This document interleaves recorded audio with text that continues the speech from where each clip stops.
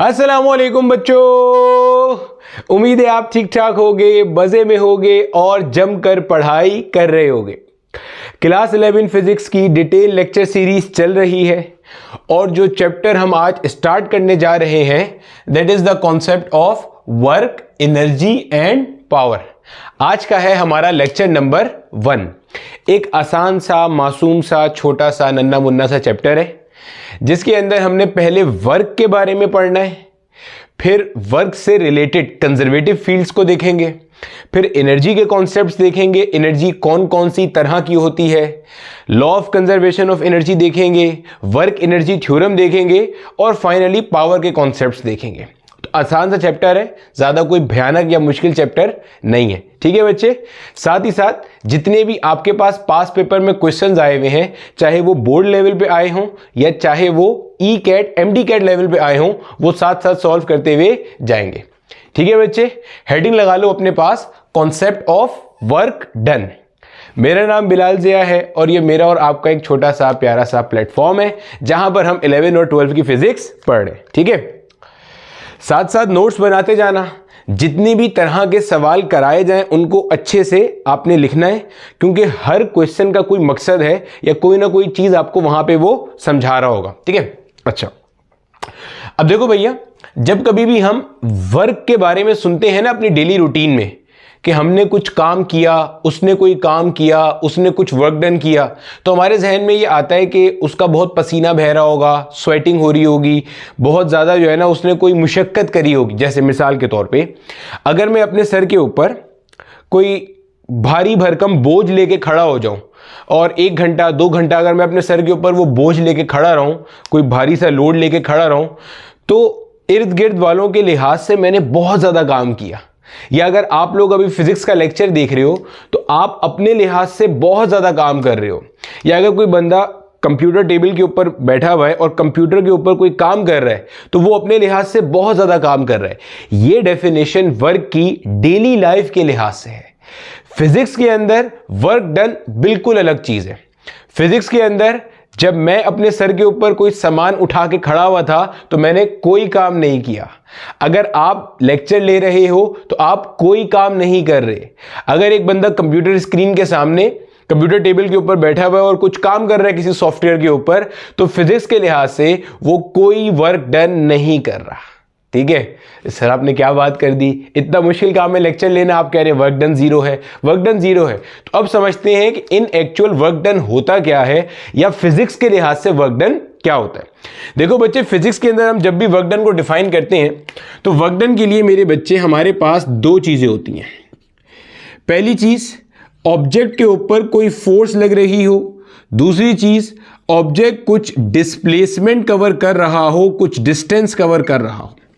Physics के अंदर work done के लिए लाजमी शर्त है कि ऑब्जेक्ट के ऊपर क्या हो रहा हो, कोई ताकत लग रही हो और साथ साथ उसके नतीजे में ऑब्जेक्ट क्या कर रहा हो, कुछ डिस्प्लेसमेंट कवर कर रहा हो, तो इस फिनोमेना को हम कहेंगे वर्क इज डन।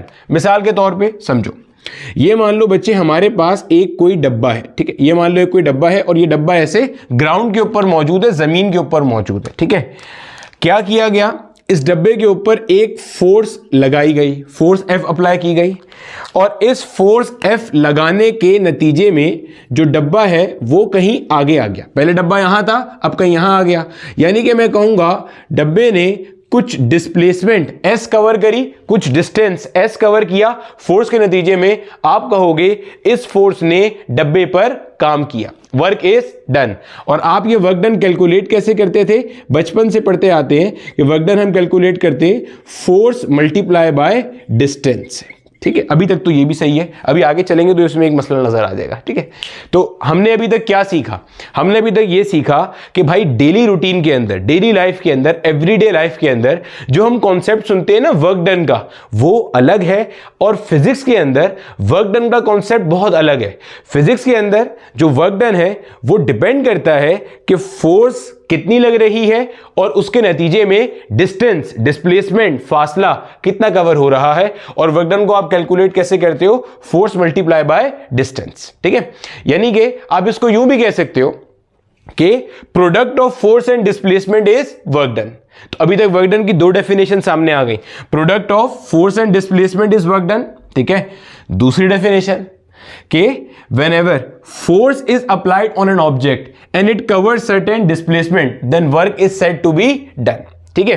अच्छा, अब यहां तक का कॉन्सेप्ट तो हम क्लास 10 में या ओ लेवल्स तक पढ़ के आते हैं। अब इसके अंदर नई बात क्या है, अब जरा नई बात समझने की कोशिश करते हैं। देखो मेरा बेटा, अभी जो मैंने आपको एग्जांपल दी, इसके अंदर बॉडी जिस डायरेक्शन में मूव कर रही थी, फोर्स भी उसी डायरेक्शन में लग रही थी। बॉडी ऐसे मूव कर रही थी जो मैंने यहां भी बनाई हुई थी, फोर्स भी ऐसे ही लग रही थी।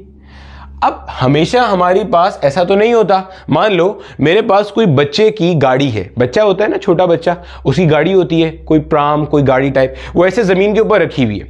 मैंने क्या करा, उस गाड़ी से एक रस्सी बांध दी, ऐसे रस्सी मेरे हाथ में है। अब मैं उसे ऐसे खींच रहा हूं, जब मैं ऐसे खींचूंगा तो प्राम उड़ती हुई मेरे पास तो नहीं आएगी भाई, प्राम तो जमीन पे चल रही होगी। जो गाड़ी है, बच्चे की टॉय कार है, उसके साथ एक रस्सी बांध ली और मैं रस्सी को ऐसे लेकर के मूव करता हुआ आ रहा हूं। तो जो टॉय कार है वो ऐसे मूव कर रही होगी जमीन पे, मैं फोर्स ऐसे लगा रहा हूं। यानी कि अगर मैं आपको यहां ड्रॉ करके दिखाऊंगा तो बच्चे, अगर ये मान लो हमारे पास ग्राउंड है, तो इस ग्राउंड पे कार्रवाई क्या हो रही है, ये है मान लो मेरा बच्चा, हमारे पास टॉय कार, ठीक है, ये टॉय कार है, इसके ऊपर जो फोर्स लग रही है वो मैं लगा रहा हूं इस डायरेक्शन में, और ये जो डिस्प्लेसमेंट कवर कर रही है वो इस डायरेक्शन में कवर कर रही है। फर्क नजर आ रहा है? पहले जब तक आपने ये बात कही थी कि वर्क डन बराबर है, आप क्या करो, फोर्स को मल्टीप्लाई कर दो किससे, डिस्प्लेसमेंट कवर से या डिस्टेंस कवर से। तब तक आपके पास सीन क्या था, फोर्स और डिस्टेंस एक ही डायरेक्शन के अलोंग एक्ट कर रहे थे। अब क्या सीन है, फोर्स ऐसे लग रही है, डिस्टेंस ऐसे कवर हो रहा है। तो यहां पे आपको मेरा बेटा दरमियान में कुछ एंगल थीटा बनता हुआ नजर आ रहा है। अगर मैं यहां पे फोर्स के कंपोनेंट्स बना लूं, अगर मैं यहां पे क्या करूं, अगर मैं यहां पे फोर्स को अपने कंपोनेंट्स में रिजॉल्व कर लूं, तो भाई साहब हम वेक्टर्स पढ़ चुके हैं।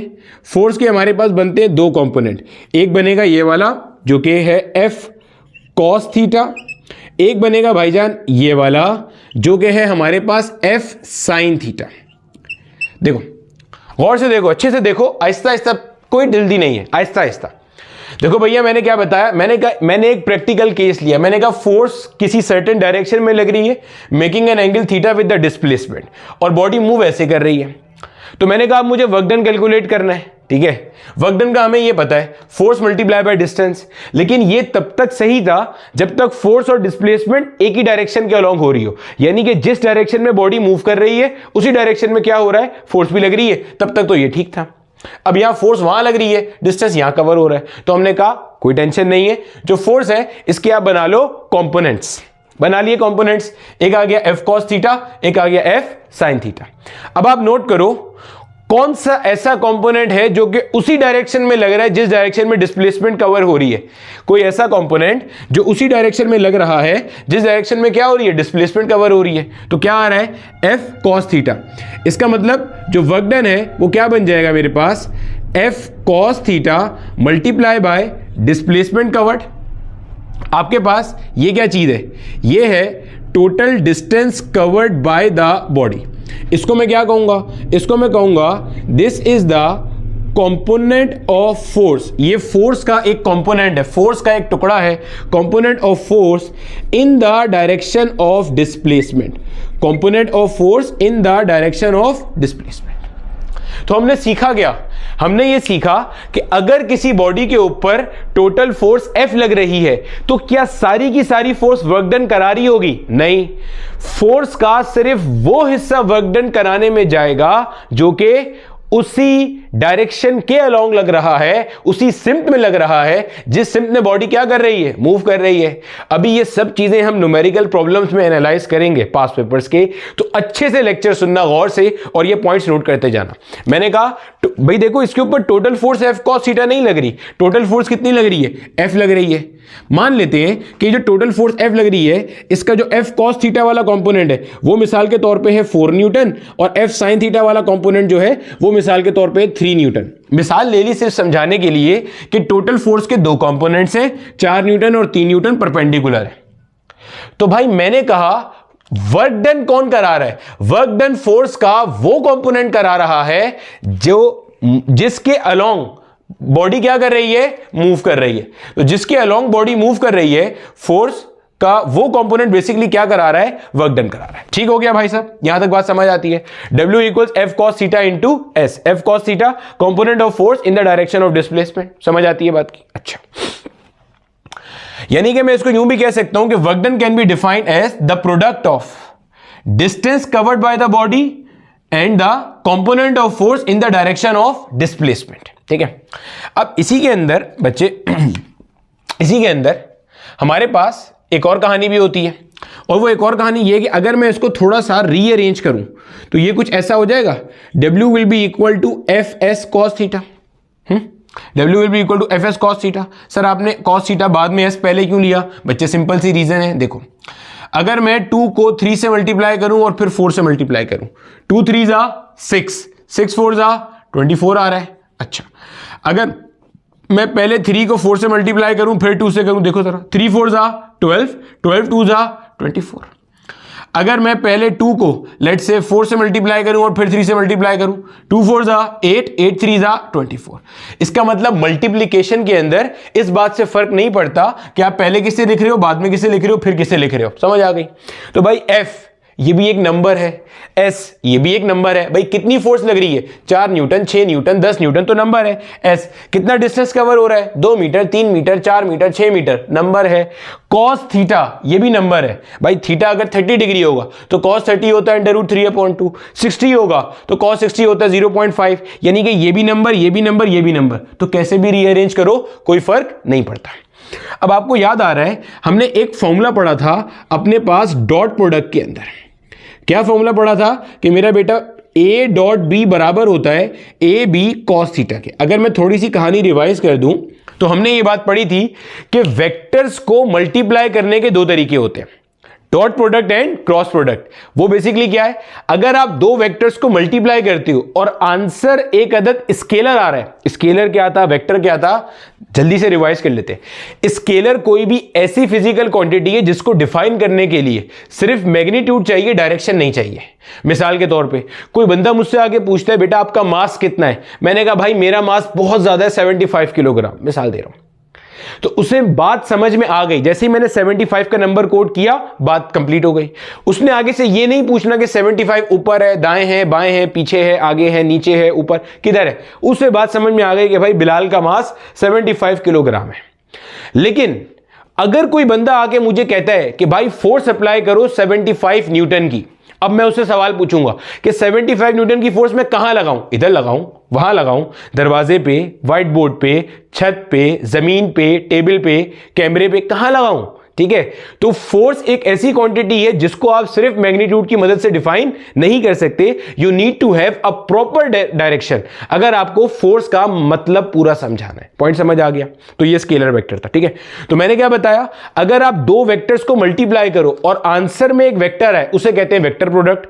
2 वेक्टर को मल्टीप्लाई करो आंसर में स्केलर है उसे कहते हैं स्केलर प्रोडक्ट या डॉट प्रोडक्ट। तो ये हमारा फॉर्मूला था डॉट प्रोडक्ट का, A dot B equals A B cos of theta. ठीक है, तो अगर आप नोट करो यहां पे ऐसे लिखा हुआ नजर आ रहा है, तो बच्चे इसको मैं क्या लिखूंगा, इसको मैं लिख दूंगा F डॉट S। S से क्या मुराद है, डिस्प्लेसमेंट। तो जब आप डिस्प्लेसमेंट पढ़ रहे हो तो जहन में रखना बाज जगहों पे ये आपको ऐसे F डॉट D के तौर पे मिलेगा, बाज जगहों पे ये आपको ऐसे F डॉट डेल्टा R के तौर पे मिलेगा।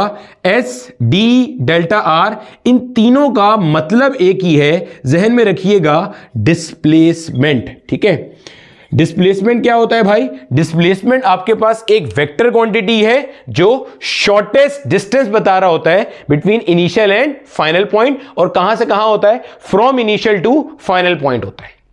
ठीक है बच्चे, ये सारी चीज मैं रिवाइज करता जा रहा हूं, ऑल्दो ये हमने पीछे काइनेमेटिक्स और वेक्टर्स में सब कवर ऑलरेडी कर लिया।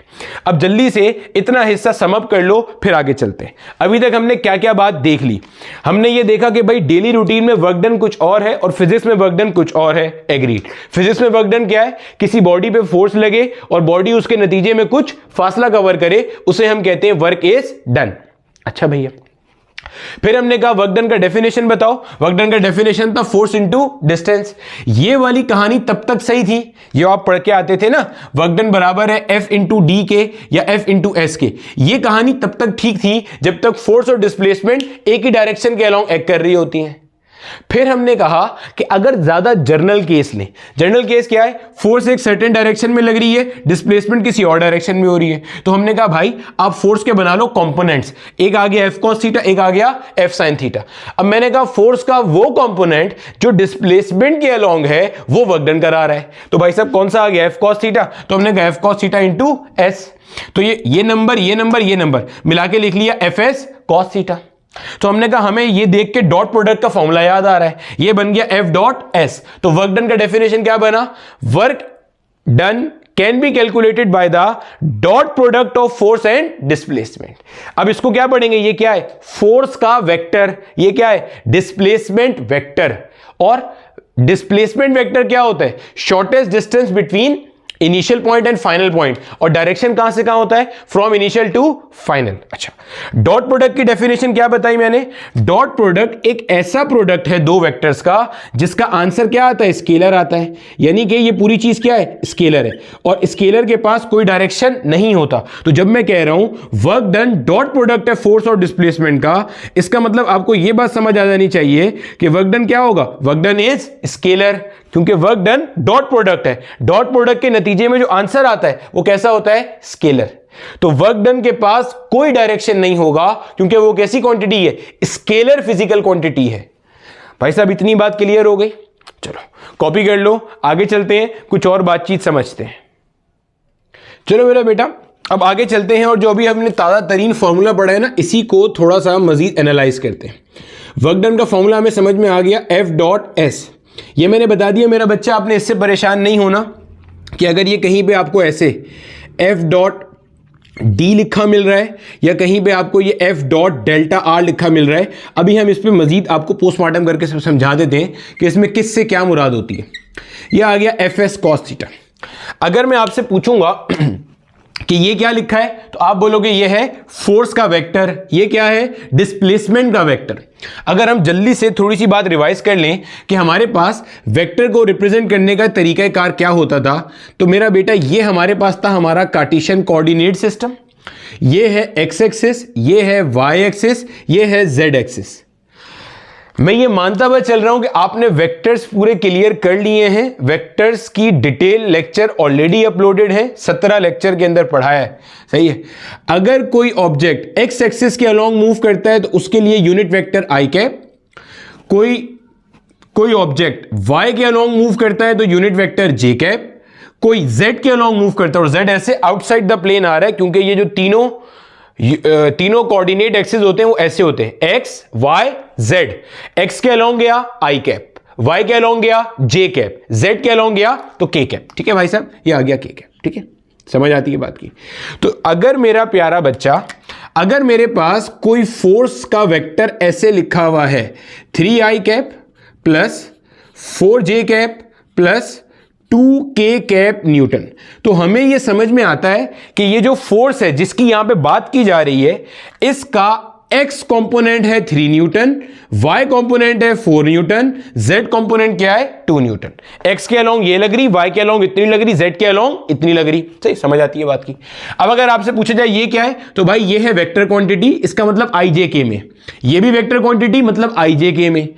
अब जो इसमें आ गया तो ये क्या है, फोर्स का मैग्नीट्यूड, फोर्स वेक्टर का मैग्नीट्यूड, ये क्या है, डिस्प्लेसमेंट का मैग्नीट्यूड, ये क्या है, थीटा। थीटा कहलाता है बच्चे mutual angle, theta is the mutual angle between F and S. Sir mutual angle से क्या मुराद है बेटे, दो वेक्टर्स के दरमियान के जो एंगल होता है उसको हम कहते हैं म्यूचुअल एंगल। अब म्यूचुअल एंगल के हवाले से भी जरा एक बात समझ लेना अच्छे से, ठीक है, देखो समझो समझो समझो समझो। ये मान लो मेरा बेटा हमारे पास दो वेक्टर्स हैं, वेक्टर के बाद दो चीजें होती हैं, मैग्नीट्यूड डायरेक्शन तो होती है, लेकिन जब ग्राफ पे वेक्टर ड्रॉ करते हैं तो बेटा वेक्टर का तरीका क्या होता है कि आप इसे ऐसे एक डायरेक्टेड लाइन सेगमेंट से शो करते हो, ठीक है, ये आ गया, एक उसका हेड होता है, एक टेल होता है, ये हेड ये टेल आ गया, दो वेक्टर आ गए, ठीक है। अब थीटा कितनी तरह बन सकता है समझना जरा, ये दो वेक्टर मैंने ज्वाइन करे हुए, पहले वेक्टर की टेल दूसरे की टेल यहां पे आ रही है, ये कहला रहा है टेल टू टेल एंगल। ये क्या है, पहले की टेल दूसरे का हेड, ये कहला रहा है हेड टू टेल एंगल। पहले का हेड दूसरे का हेड, ये कहला रहा है हेड टू हेड एंगल, ठीक है। अगर मैं यहां ड्रॉ करके दिखा दूं आपको तो बच्चे ये देखो, ये एक वेक्टर, ये दूसरा वेक्टर, ठीक है। सिमिलरली ये मेरा बच्चा हमारे पास एक एंगल, सिमिलरली मेरा बेटा ये हमारे पास आ गया एक और एंगल। गौर से देखना, अगर आपके पास दो वेक्टर की टेल आपस में मिली हुई है तो जहन में रखिएगा जो मेरा बेटा आपका टेल टू टेल एंगल होता है वही म्यूचुअल एंगल होता है। यानी कि आपको जब कभी भी दो वेक्टर के दरमियान में एंगल निकालने के लिए बोला जाएगा, इसका मतलब दोनों वेक्टर की टेल के दरमियान एंगल की बात कर रहे हैं। अच्छा, अगर मेरा बेटा दो वेक्टर के हेड के दरमियान में एंगल बन रहा है तो जो आपका हेड टू हेड एंगल होता है वो बराबर होता है आपके टेल टू टेल एंगल के, तो आप इसको भी म्यूचुअल एंगल ले सकते हो। सर ऐसा क्यों है? अच्छा बेटे, मैं यहां पे तेजी से जा रहा हूं क्योंकि ये सब चीजें मैं वेक्टर्स में कवर कर चुका हूं, लेकिन मैं चाह रहा हूं आपके यहां नोट्स का पार्ट बने ताकि न्यूमेरिकल प्रॉब्लम में करते हुए आपको परेशानी ना हो। देखो इसलिए मैं जल्दी कर रहा हूं, ये सारी चीज ये वेक्टर्स में ऑलरेडी कवर है। देखो ये ऐसे हुआ भाई, इस पॉइंट पे दोनों का हेड मिल रहा था, आपने इसका फ्री वेक्टर बनाया, ये बन गया भाई इसका फ्री वेक्टर, इसका फ्री वेक्टर बनाया, ये बन गया भाई फ्री वेक्टर। तो जो थीटा यहां है वही थीटा यहां होगा, आ गया टेल के दरमियान में। अब यहां पे आता है मसला, इसलिए मैंने इसको अल्फा से शो किया। देखो इन दोनों को थीटा से शो किया है क्योंकि म्यूचुअल एंगल थीटा से रिप्रेजेंट होता है। अब यहां पे क्या है, एक का हेड आ रहा है, एक का टेल आ रहा है, समझ आ गई? अब क्या करेंगे बच्चे, अब आप इसका बनाओ फ्री वेक्टर। जब इसका फ्री वेक्टर बनाओगे तो ये वाला जो आपका एंगल है ये थीटा बन जाएगा। बोलो हाँ या ना? भैया देखो ना कैसे थीटा बना। देखो बच्चे, ये वाला जो पॉइंट था इसके ऊपर एक का हेड एक का टेल आ रहा था, आपने इसका फ्री वेक्टर बनाया, उठा के यहां लगा लिया, तो ये वाला जो एंगल है ये थीटा होगा, टेल टू टेल एंगल हो गया, म्यूचुअल एंगल हो गया। आपको ये थीटा चाहिए। आपको पता है ये स्ट्रेट लाइन है, स्ट्रेट लाइन का टोटल एंगल कितना होता है? 180 डिग्री होता है। यानी कि आप कहोगे theta plus alpha will be equal to 180 degree, which means theta will be equal to 180 degree minus alpha. यानी कि आप क्या बात ध्यान में रखोगे कि अगर आपके पास दो वेक्टर का एक का हेड एक का टेल मिल रहा है तो आपके पास अगर head to tail angle given है, कौन सा एंगल गिवन है? हेड टू टेल एंगल, और आपको निकालना है म्यूचुअल एंगल, आपको निकालना है टेल टू टेल एंगल, तो आप क्या करोगे? आप 180 में से हेड टू टेल एंगल को माइनस कर दोगे। ठीक हो गई जनाब? तो हमने क्या देखा? हमने कहा वर्क डन डॉट प्रोडक्ट है फोर्स और डिस्प्लेसमेंट का। ये क्या लिखा है? फोर्स वेक्टर का मैग्नीट्यूड। ये क्या लिखा है? डिस्प्लेसमेंट का magnitude. Cos of theta, theta क्या है? Mutual angle. म्यूचुअल एंगल कौन सा है? या तो टेल टू टेल एंगल हो या हेड टू हेड एंगल हो। अगर हेड टू टेल बन रहा होगा तो 180 में से उसे माइनस करेंगे तो we will get the tail to tail angle. इसके अलावा तो कोई और तरीका हो भी नहीं सकता, कोई चौथी पॉसिबिलिटी है ही नहीं। ठीक हो गया भाई साहब, क्लियर है? अब आ जाते हैं इसके यूनिट की तरफ। वर्क डन हमारे पास एक स्केलर क्वांटिटी है।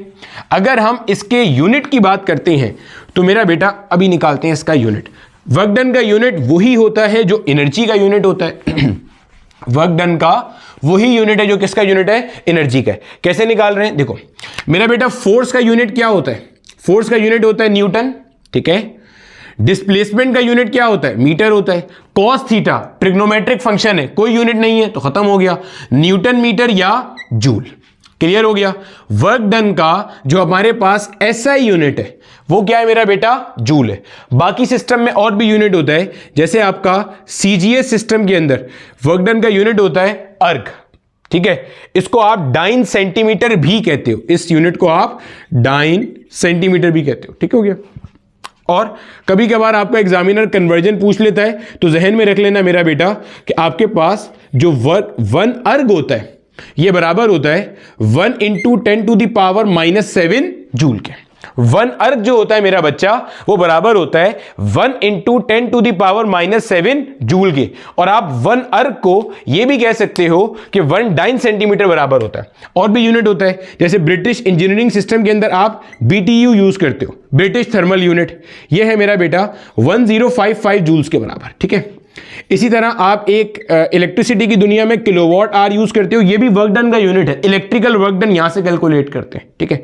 ये बराबर होता है 3.6 × 10⁻6 जूल्स के बराबर, ठीक है। अच्छा, अब अगर आपसे बोला जाए कि भाई 1 जूल को डिफाइन कर दीजिए कि व्हाट इज 1 जूल, तो मैं आपसे ये पूछूंगा वर्क डन बताओ पहले तो क्या होता है। भाई वर्क डन समझ लिया ना? जल्दी से आंखें बंद करके एक बार वर्क डन की डेफिनेशन रिवाइज करो आसान तरीन भाषा में। बॉडी पे फोर्स लगे, बॉडी डिस्प्लेसमेंट करे, work is said to be done. अबे भाई यही पढ़ा है ना? बॉडी पे फोर्स लगे, बॉडी डिस्टेंस कवर करे, work is said to be done. आसान तरीन जबान में वर्क डन का यूनिट क्या है? जूल। अच्छा, अब मुझे 1 जूल डिफाइन करना है। देखो बच्चे, जूल किसका इक्विवेलेंट है? न्यूटन मीटर का। अगर मैं 1 न्यूटन को 1 मीटर से मल्टीप्लाई करूंगा तो मुझे जूल मिल जाएगा? बिल्कुल मिल जाएगा। तो आप एक्सप्लेन कैसे करोगे? अगर किसी बॉडी पे 1 न्यूटन की फोर्स लगे और वो 1 मीटर डिस्टेंस कवर करे तो work is said to be done of 1 joule. 1 joule work कितना है? 1 joule work is the amount of work that is done when 1 newton force acting on a body will displace it by a distance of 1 metre. अगर 1 Newton की force 1 metre displacement cover कराए तो काम कितना होगा? 1 joule. Set है? अच्छा, अब अगर मुझे इसकी डायमेंशन निकालनी है तो भैया डायमेंशन भी निकाल सकते हैं ना, दिक्कत तो कोई नहीं है। ये देखो, वर्क डन की यूनिट मुझे पता है। देखो मेरे बच्चा, वर्क डन की यूनिट क्या है? Newton metre. गौर से देखना, न्यूटन को अगर मैं ओपन करूं तो kilogram metre per second square. भाई मेरे लिहाज से तो न्यूटन यहीं से आता है। न्यूटन क्या होता है? F equals m a kilogram metre per second square, mass acceleration multiply by ये m एज इट इज आ गया तो क्या बन गया? Kilogram metre square per second square. ठीक है बच्चे, तो किलोग्राम के लिए आ जाएगा m जो मास है, मीटर किसकी यूनिट है? लेंथ की, तो इसके लिए आ गया l, ऊपर स्क्वायर आ गया। और जनाब सेकंड स्क्वायर किसके लिए? सेकंड किसकी है? टाइम की है, तो आ गया ऊपर t, ये ऊपर चला जाएगा तो क्या बन जाएगा? ml square t minus 2। ठीक है भैया, और वर्क डन कैसी क्वांटिटी है? स्केलर क्वांटिटी है। सेट है? ये हो गया डिस्प्लेसमेंट, ये भी डिस्प्लेसमेंट। सर ये डेल्टा आर भी हमारी किताब में लिखा हुआ है, डेल्टा आर भी एक्सप्लेन कर दें कि डेल्टा आर कैसे डिस्प्लेसमेंट है। ठीक है, चलो अब डेल्टा आर भी आपको एक्सप्लेन कर देते हैं कि वो कैसे डिस्प्लेसमेंट है। देखो भैया, डेल्टा आर कैसी डिस्प्लेसमेंट है, इसके लिए भी हमें थोड़ा सा माजी में जाना होगा, क्योंकि पहला लेक्चर है ना, तो बेसिक से कनेक्ट करना बहुत जरूरी है। ये मान लो मेरा बेटा, हमारे पास हमारा ओरिजिन, ठीक है, ओरिजिन कौन सा पॉइंट होता है? जिसके रेफरेंस से आप चीजें डिफाइन करते हो। अगर मैं यहां पे एक पॉइंट डिफाइन करूं, एक पॉइंट, यहां एक और पॉइंट डिफाइन करूं बच्चे मेरे, इसको मैंने कहा पॉइंट ए, इसे मैंने कहा पॉइंट बी। अब जरा रिवाइज करो, ऐसा वेक्टर जो ओरिजिन से किसी भी पॉइंट तक की लोकेशन या पोजीशन डिफाइन करे उसे अपन लोग क्या कहते थे? Position vector. A vector that specifies the location of a given point with respect to the origin, उसे हम क्या कहते थे? Position vector. गोया के अगर मैं डिफाइन करूंगा तो ये मेरे पास हुआ मेरा बेटा पोजीशन वेक्टर पॉइंट ए का, बोलो हाँ या ना?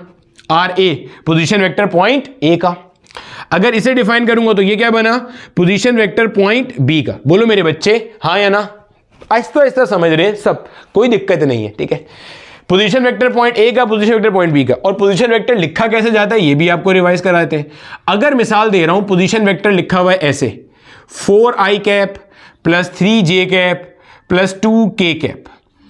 इसका मतलब ये कह रहा है कि अगर आपने ओरिजिन से पॉइंट ए तक जाना है तो 4 मीटर चलो एक्स एक्सिस पे, 3 मीटर चलो वाई एक्सिस पे और 2 मीटर चलो जेड एक्सिस पे। यानी कि ये ओरिजिन है, पॉइंट ए तक जाने के लिए मान लो ये जो सामने मेरा बल्ब लगा हुआ है वो कोना मेरा ओरिजिन है, सामने बल्ब तक जाना है। मिसाल दे रहा हूं, वो ओरिजिन है, मुझे सामने उस बल्ब तक जाना है जो लगा हुआ है, लाइट लगी हुई। ठीक है, तो ये क्या कह रहा है? 4 मीटर चलो ऐसे एक्स पे, 4 मीटर आ गए ऐसे एक्स पे, 3 मीटर चलो वाई पे, 3 मीटर आ गए वाई पे, फिर 2 मीटर चलो जेड पे, 2 मीटर चले गए जेड पे।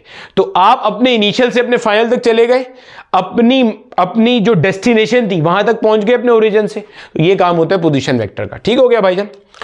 अब देखो, अब अगर मैं कहता हूं मिसाल के तौर पे एक ऑब्जेक्ट इनिशियली यहां था, गौर से सुनिएगा, एक ऑब्जेक्ट इनिशियली यहां था और ऑब्जेक्ट फाइनली यहां पे आ गया। ठीक है, ये है ऑब्जेक्ट की इनिशियल पोजीशन, ये है ऑब्जेक्ट की फाइनल पोजीशन। ऑब्जेक्ट यहां था, यहां से यहां आ गया। इसका मतलब जो उसने डिस्प्लेसमेंट कवर करी होगी वो इस डायरेक्शन के अलोंग करी होगी, हाँ या ना? ये है मेरा बेटा डेल्टा आर, ये है मेरे बच्चे डेल्टा आर। डेल्टा आर क्या है? डिस्प्लेसमेंट है। डिस्प्लेसमेंट को कैसे डिफाइन करते हैं? स्ट्रेट लाइन या shortest distance between initial and final point. भाई ये भी डिस्प्लेसमेंट था, लेकिन ये डिस्प्लेसमेंट था ओ और ए के बीच में, ये भी डिस्प्लेसमेंट है, ये ओ और बी के बीच में। अभी आपको क्या कह रहा है एग्जामिनर? ऑब्जेक्ट पहले यहां था, फोर्स लगी, ताकत लगी, नतीजे में बी पर आ गया, तो ये होगी डिस्प्लेसमेंट। डिस्प्लेसमेंट कहां से कहां होती है? फ्रॉम इनिशियल टू फाइनल, हमेशा ध्यान में रखना, फ्रॉम इनिशियल टू फाइनल। तो अब अगर मुझे ये डेल्टा आर कैलकुलेट करना होगा तो डेल्टा आर कैसे निकालेंगे? डेल्टा आर आएगा r B minus are a, r B minus are a. आप क्या करोगे बेटे, जहां पे जा रहा है यानी कि जो फाइनल पोजीशन वेक्टर है, माइनस कर देंगे इनिशियल में से, ठीक है, फाइनल माइनस इनिशियल, जहां पे जा रहा है उसमें से माइनस कर देंगे किसको? मेरा बच्चा इनिशियल वाले को। हमेशा ऐसे होगा। इसको हम यूं भी कहते हैं, इसको हम यूं भी कहते हैं, डिस्प्लेसमेंट कहां से कहां, ठीक है, सॉरी, ए से बी, अरे भैया देखो, इसको यूं भी कहते हैं ए से बी, ए से जा रहा है वो बी, ये उल्टा लिख दिया था मैंने, ए से बी। बेटे देखो टेल कहां पे? ए पे, फाइनल कहां पे? बी पे, ठीक है। तो ऐसे भी करते हैं, तो हमेशा क्या होगा? फाइनल माइनस इनिशियल, वरना आप इसको हेड टू टेल रूल से भी देख सकते हो। देखो हेड टू टेल रूल, ये पहला वेक्टर, इसके हेड पे दूसरे की टेल आ रही है, यानी कि ये ऐसे लिखा जाएगा R A plus delta R. बोलो हाँ या ना भाई? पहला वेक्टर, इसके हेड पे दूसरे वेक्टर की टेल, ये इनका रिजल्टेंट बन गया। आर बी इनका क्या बन गया? रिजल्टेंट। डेल्टा आर निकालना है, इसको वहां ले जाके माइनस कर देंगे, तो जनाब R B minus are A will be equal to delta R. ये मतलब होता है किताब में जहां भी लिखा हो ना डिस्प्लेसमेंट, तो ऐसे होता है। सही हो गया जनाबे वाला, ठीक है। तो इतना हिस्सा कॉपी कर लो और हमें समझ में क्या आ रहा है? Work done is the dot product of force and displacement. Scalar quantity है, डायमेंशन देख लिया, यूनिट एसआई में जूल होता है या न्यूटन मीटर होता है, 1 जूल का कॉन्सेप्ट बता दिया, और सीजीएस में अर्ग होता है या डाइन सेंटीमीटर होता है। फिर देख लिया हमने कि एक अर्ग 1 × 10⁻⁻7 जूल्स के बराबर है। ब्रिटिश इंजीनियरिंग सिस्टम में बीटीयू होता है, जब हीट एंड थर्मोडायनेमिक्स पढ़ते हैं तो उसमें अक्सर आता है बीटीयू का कॉन्सेप्ट, ठीक है। फिर हमारे पास जो इलेक्ट्रिकल एनर्जी पढ़ेंगे तो वो हमारे पास electrical work done kilowatt hour में हो रहा होता है, ठीक है मेरा बेटा। चलो इतना हिस्सा कॉपी कर लो, आगे चलते हैं। चलो मेरा बेटा, अब हम लोग ना क्या करते हैं, कुछ क्वेश्चंस स्टार्ट करते हैं ताकि हमने जो अभी तक कॉन्सेप्ट पढ़े हैं ना वो हमारे क्लियर होते जाए। ठीक है भैया, मान लो आपको क्वेश्चन कहा जा रहा है कि भाई please calculate the work done, कि आपके पास एक बॉडी के ऊपर फोर्स अप्लाई हो रही है 2I cap plus 3J cap plus 4K cap, ठीक है। और साथ में आपको कह रहे हैं कि भाई इसके नतीजे में, फोर्स लगने के नतीजे में जो बॉडी ने डिस्प्लेसमेंट कवर करी वो है 3I cap minus 2J cap plus का K कैप, ठीक है मेरा बच्चा। ये आपके पास क्या हो रहा है, डिस्टेंस कवर हो रहा है। आपको कह रहा है भाई वर्क डन कैलकुलेट करना है, कोई इशू नहीं है भाई। हमें पता है जो आपका वर्क डन कैलकुलेट होता है वो किस तरह से होता है, डॉट प्रोडक्ट होता है किस किस का, फोर्स और डिस्प्लेसमेंट का। फोर्स कितना है आपके पास, 2I cap plus 3J cap plus 4K cap dot, और आगे डिस्प्लेसमेंट क्या दिया है भाई, 3I कैप माइनस का 2J कैप प्लस का K कैप, ठीक है मेरा बच्चा। अच्छा, अब डॉट प्रोडक्ट कैसे निकालते थे, I वाला I से, J वाला J से, K वाला K से। I के पीछे क्या लिखा है 2, वहां क्या लिखा है 3, साइन के साथ भाई ये भी +2 ये भी +3, तो 2 3 6, और I डॉट I होता है 1, I डॉट I 1 हो जाता है। ये भी रट्टा नहीं है, वेक्टर्स में सिखाया हुआ है। I डॉट I 1 क्यों होता है, क्योंकि लाइक यूनिट वेक्टर्स हैं, तो आपके पास वो क्या हो जाता है 0 डिग्री हो जाता है, तो cos 0 डिग्री 1 हो जाता है, उसको सॉल्व करते हैं, ठीक है। फिर J के पीछे +3, J के पीछे -2, देखो प्लस माइनस जा माइनस, 3 2 6, भैया माइनस हमने लिखा ही नहीं, बोल दिया लेकिन लिखा नहीं। देखो देखो प्लस माइनस जा माइनस, 3 2 6, J डॉट J 1 लिखने की जरूरत नहीं है। अब यहां देखो K के पीछे क्या आ रहा है +4, यहां क्या आ रहा है प्लस, तो प्लस प्लस जा प्लस, 4 1 4, सॉल्व कर लीजिए, तो ये बन जाएगा जनाब प्लस माइनस जा माइनस प्लस 4, ठीक है। 6 से 6 मर गया, क्या बनता है आपके पास 4 जूल, 4 जूल का काम हुआ, ठीक है मेरा बच्चा। समझ आती है हमें ये बात की सारी। अच्छा जनाब, अब क्या करना है, एक और सवाल जो आपसे पूछता है, ठीक है सर, ये तो इतने आसान सवाल है, हम तो ये आंखें बंद करके कर सकते हैं। आहिस्ता आहिस्ता देखो, जो इसका बिल्कुल आखिरी सवाल कराऊंगा ना, जहां लेक्चर एंड करूंगा, मजा आ जाएगा उस क्वेश्चन में। फिर देखो क्वेश्चन नंबर 2, अच्छा वो सवाल जो आखिरी वाला है ना, वो 2 हैं, एक आर्मी मेडिकल कॉलेज के पेपर से है, एक GI से। बड़ा जबरदस्त क्वेश्चन है। आपको कह रहे हैं कि if force if a force of 6 Newton applied on an object produces a displacement,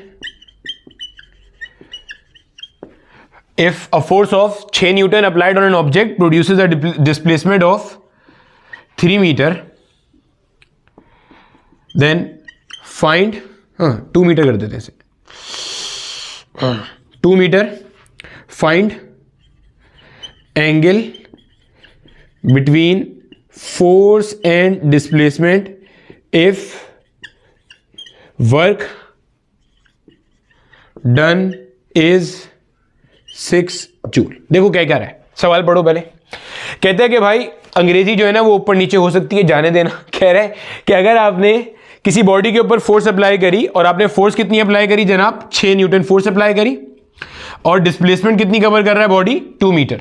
अब देखो यहीं पे रुक जाओ जरा, अगर आप इसको अपने माजी वाले कॉन्सेप्ट से देखोगे तो अगर किसी बॉडी पे फोर्स लग रही है 6 न्यूटन और बॉडी डिस्प्लेसमेंट कवर कर रहा है 2 मीटर, तो 6 2 12, इसका मतलब वर्क डन 12 जूल होना चाहिए।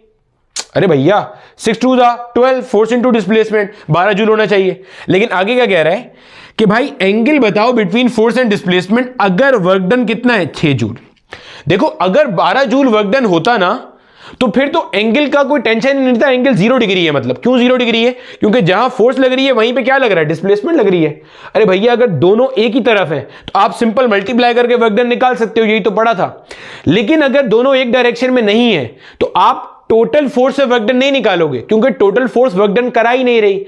आप टोटल फोर्स के कंपोनेंट्स बनाओगे, एक कंपोनेंट ऐसे आएगा, एक कंपोनेंट ऐसे आएगा। जो कंपोनेंट ऐसे आएगा along the direction of displacement, वो बेसिकली क्या कर रहा है, वर्क डन करा रहा है। पॉइंट समझ आ गया, ठीक है। तो ये जो वर्क डन अगर 6 जूल लिखा हुआ है तो ये इस बात की निशानी है कि टोटल फोर्स वर्क डन कराने में यूटिलाइज नहीं हो रही, फोर्स का कुछ कंपोनेंट हो रहा है। तो आपने बताना है कि जनाब म्यूचुअल एंगल कितना है या फोर्स और डिस्प्लेसमेंट के दरमियान में एंगल कितना बन रहा है, ठीक है मेरा बच्चा। तो जनाब हमारे पास फॉर्मूला क्या है, W equals FS cos of theta, ठीक है। W कितना दिया हुआ है, W दिया हुआ है जनाब 6, फोर्स कितना दिया है, 4 दिया है जनाब 6 न्यूटन, डिस्प्लेसमेंट कितना दिया है, दिया है जनाब 2 metre, multiply by cos theta. 6 से 6 मर गया, यहां 1 बच गया भाई, 0 नहीं बच गया, 6 1 जा 6 होता है, ठीक है। 2 इधर लाके डिवाइड कर देंगे, which means cos theta will be equal to 1/2, which mean theta will be equal to cos inverse 1/2। ये आ जाएगा हमारे पास 60 डिग्री। अगर तो आप बोर्ड लेवल के लिए सॉल्व कर रहे हो तो कैलकुलेटर अलाउ है, वरना मैंने आपको बेसिक मैथ्स 1, बेसिक मैथ्स 2 में ये सब चीजें विदाउट यूजिंग कैलकुलेटर करना ऑलरेडी इसी चैनल पे सिखाई हुई है, ठीक है। चलो कॉपी कर लो, आगे चलते हैं, कुछ और क्वेश्चंस करते हैं। अब देखो मेरा बेटा, हमारे सामने एक सिंपल सा क्वेश्चन मेंशन है, a man pulls a trolley through a distance of 10 metre. Distance कितना कवर कर रहा है, 10 metre, by applying a force of 50 newton that makes an angle of 60 degree with the horizontal. अगर angle other than 0 degree है तो आपके दिमाग के ढक्कन में यह बात आ जानी चाहिए कि complete force is not utilize in displacing the object.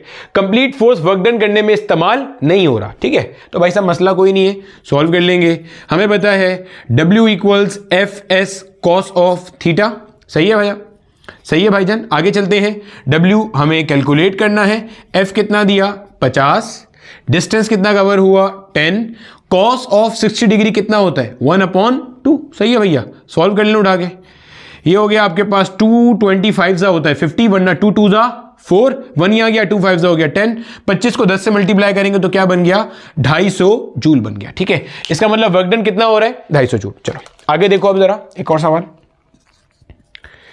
Question number 4 कहता है 2 परपेंडिकुलर फोर्सेस, ठीक है, अंग्रेजी को जाने देना और जज्बात समझना। 2 perpendicular forces of 3 Newton and 4 Newton displaces an object by a distance of 2 meter along the resultant force direction, find the work done. सवाल पढ़ो क्या कह रहा है। सवाल कह रहा है कि मेरा बेटा आपके पास, अच्छा इससे मिलता जुलता एक क्वेश्चन ना अभी पिछले साल आया हमारे पास नस्ट के पेपर के अंदर। अब देखना आपका एग्जामिनर ना कैसे दो डिफरेंट चीजों को आपस में लिंक कर रहा है।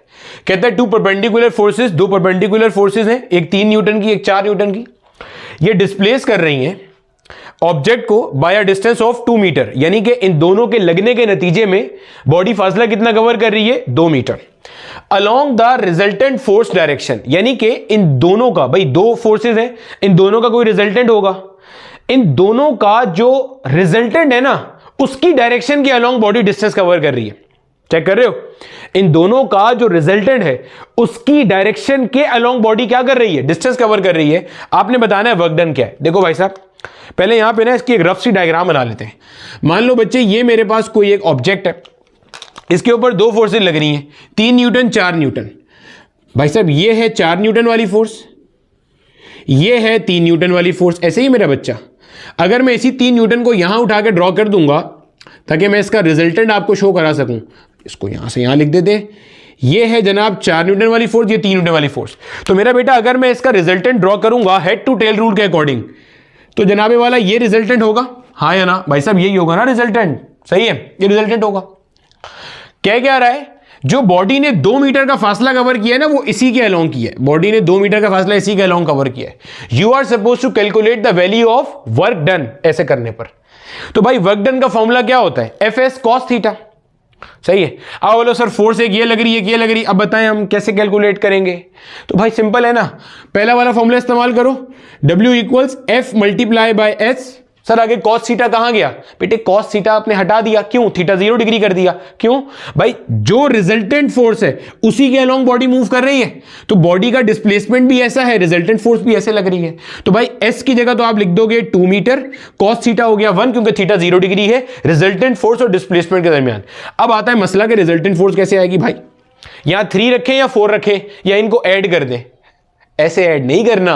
वेक्टर्स पढ़ा चुका हूं, वेक्टर्स के अंदर हमने ये बात पढ़ी थी कि अगर आपको दो वेक्टर्स को ऐड करना है तो उसके लिए हम ये लॉ ऑफ कोसाइन इस्तेमाल करते हैं, under root A square plus B square plus 2ab cos theta, where theta is the angle between vector A and vector B.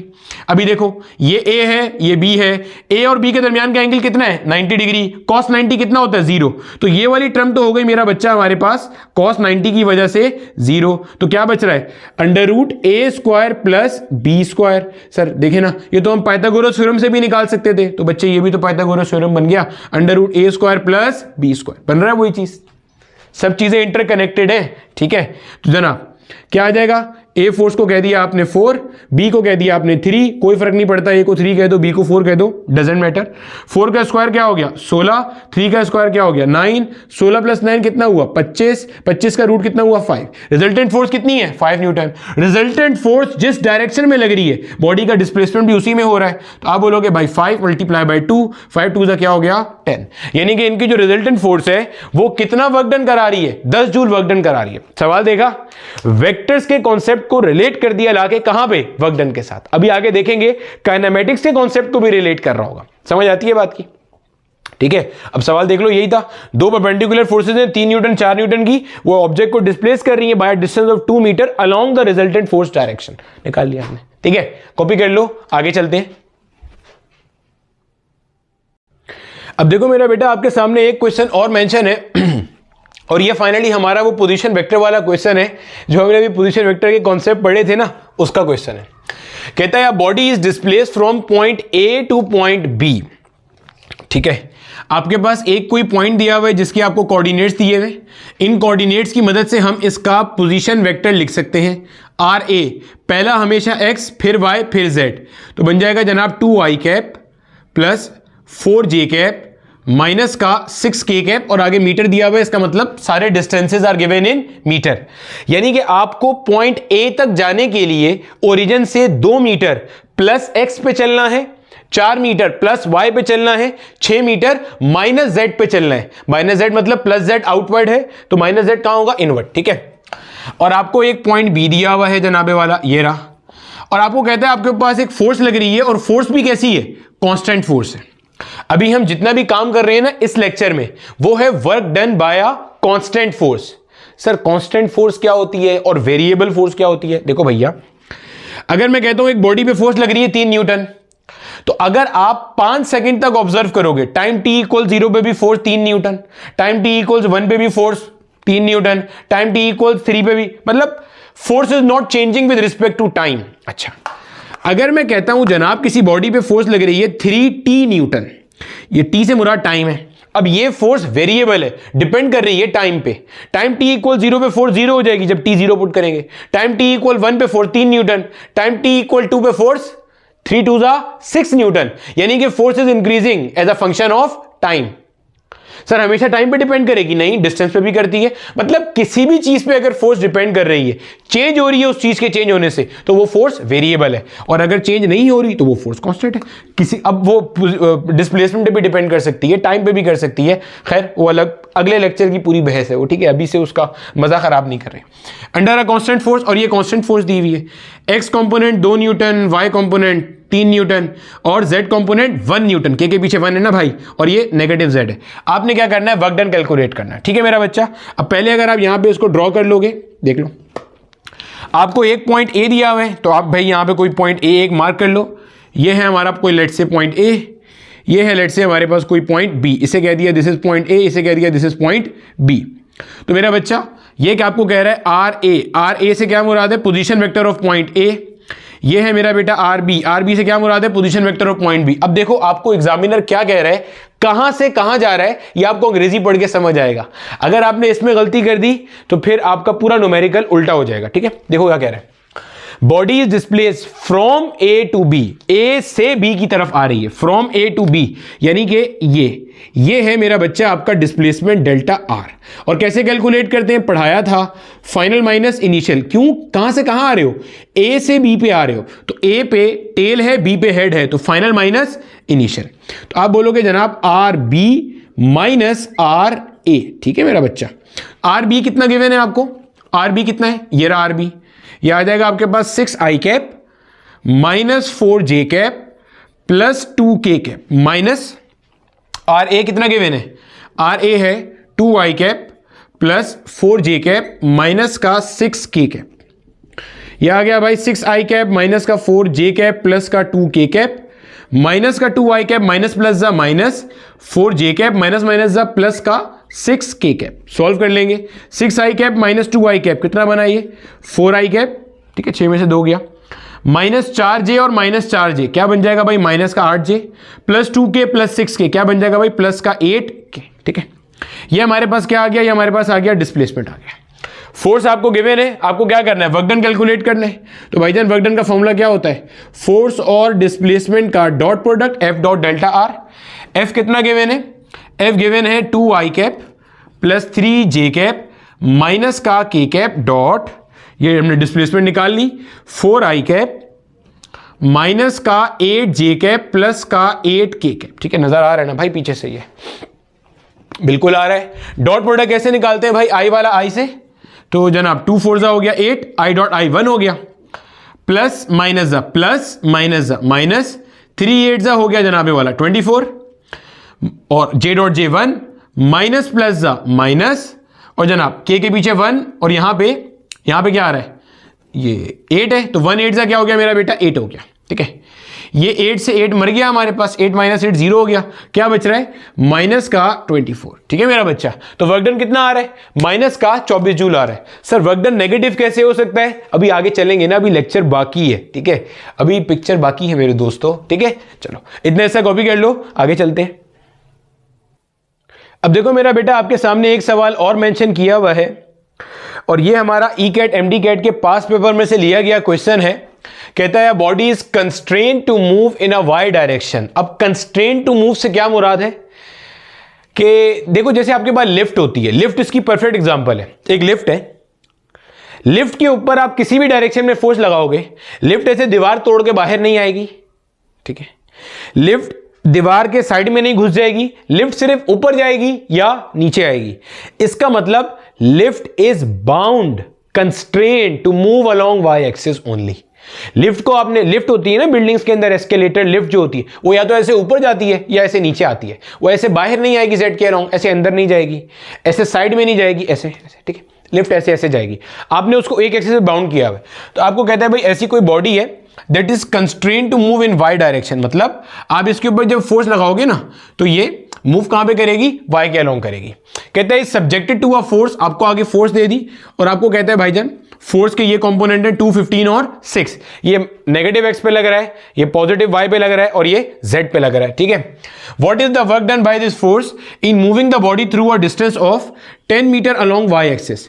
इस फोर्स के लगने के नतीजे में बॉडी मूव कितना कर रही है, 10 मीटर कर रही है वाई एक्सिस पे, क्योंकि वाई एक्सिस के अलोंग ही मूव कर सकती है, वो ऐसा लिखा हुआ है सवाल में। 4 ऑप्शन दिए हुए, आपके पास 1 मिनट है, पॉज करो और पॉज करके सवाल को सॉल्व करो, ठीक है। फिर मैं करा रहा हूं 1 2 3, चलो देखो। अब देखो मेरा बेटा, जितने बच्चों ने ये हरकत करी, क्या हरकत करी कि जनाब वाला वर्क डन जो है वो बराबर है फोर्स इनटू डिस्प्लेसमेंट के, ये हरकत करी, तो इसका मतलब अभी तक लेक्चर उनका क्लियर नहीं हुआ, ठीक है। ये नहीं करना था आपने, हमें इसका मॉडिफाइड वर्जन अब पता चल गया जो हमेशा हम इस्तेमाल करेंगे, एंड दैट इज F.S, ये करना था।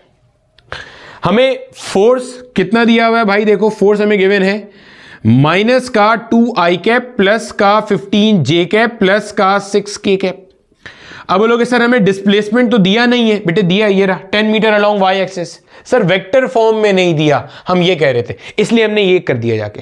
भाई तो वेक्टर फॉर्म बनाओ, ये किसके अलोंग मूव कर रहा है, वाई के अलोंग। तो अगर मैं आपसे पूछता हूं एक्स के अलोंग डिस्प्लेसमेंट क्या हुई, तो भाई 0 हो गया, 0 i कैप। वाई के अलोंग कितनी है 10 मीटर, तो हो गया 10 j कैप। जेड के अलोंग कितनी है 0, भाई जेड के अलोंग तो मूव ही नहीं कर सकता ना, लिखा हुआ है और करा भी नहीं है, बता भी रहा है आगे से। इतना मतलब मासूमाना एग्जामिनर है, आगे लिख भी रहा है कि वाई के अलोंग मूव कर रहा है। हालांकि यहां अगर उसने लिख दिया ना कि body is constraint to move in Y direction, तो ये लिखने की जरूरत नहीं है, क्योंकि ये अंडरस्टूड है कि बॉडी की जो गिवन डिस्प्लेसमेंट होगी वो उसी एक्सिस पे होगी जिसके अंदर बॉडी को आपने बाउंड किया हुआ है मूव करने के लिए, ठीक है। तो ये आ गया। अब क्या करना है, डॉट प्रोडक्ट लेना है भाई। कैसे लेते हैं, आई वाला आई से, -2 और वहां 0, तो -2 0 का क्या हो जाएगा, 0 हो जाएगा। जे के पीछे 15, इधर +10, तो जनाब 15 10 से कितना हो गया 150 हो गया, इधर 6 उधर 0, तो जनाब 6 0 का भी क्या हो गया 0 हो गया। तो कुल मिला के बात क्या बनी, कितना आ रहा है 150 जूल्स आ रहा है आंसर। अब देखो भैया, आप में से जितने लोगों ने ये वाला काम किया होगा ना, एफ को सीधा मुंह उठा के एस से मल्टीप्लाई किया होगा, तो देखो क्या हुआ होगा। 10 को जब आप मल्टीप्लाई करोगे तो बन गया -20, आप बोलोगे आई तो लिखते ही नहीं है, ठीक है।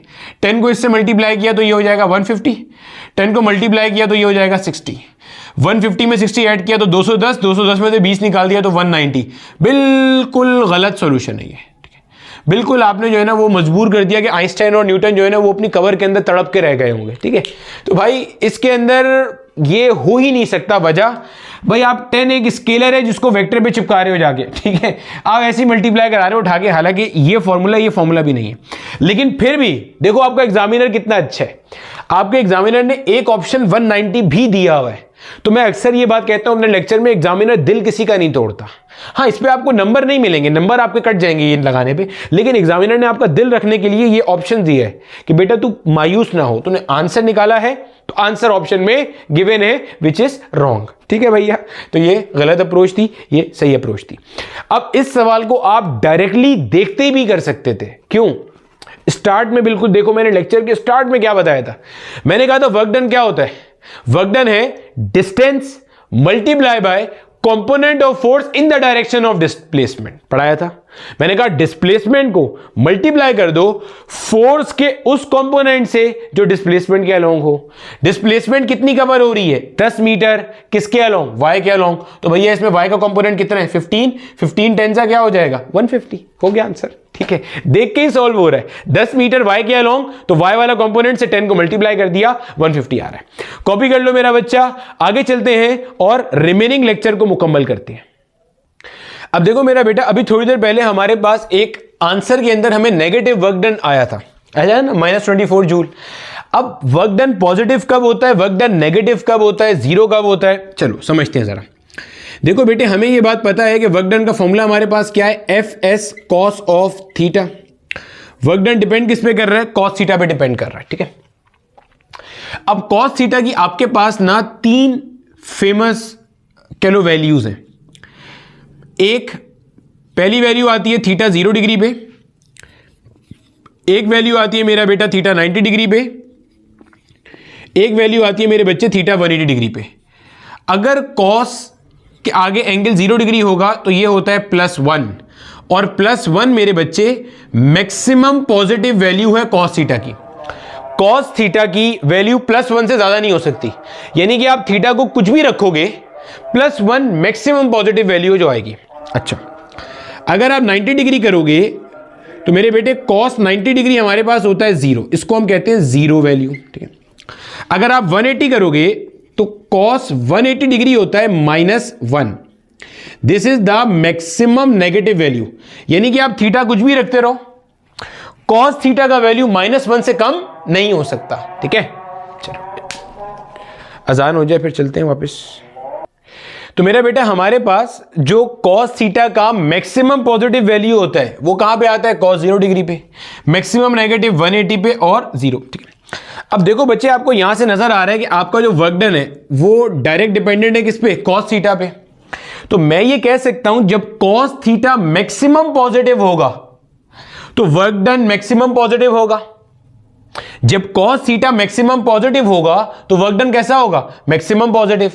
जब कॉस थीटा 0 होगा तो 0 multiply by anything, answer will be 0, मतलब वर्क डन कैसा हो जाएगा? 0 हो जाएगा। जब कॉस थीटा मैक्सिमम नेगेटिव होगा तो वर्क डन भी कैसा होगा? Maximum negative. तो अगर मैं यहां से कैलकुलेट करता हूं, देखो और से, हमें पता है W = FS cos थीटा।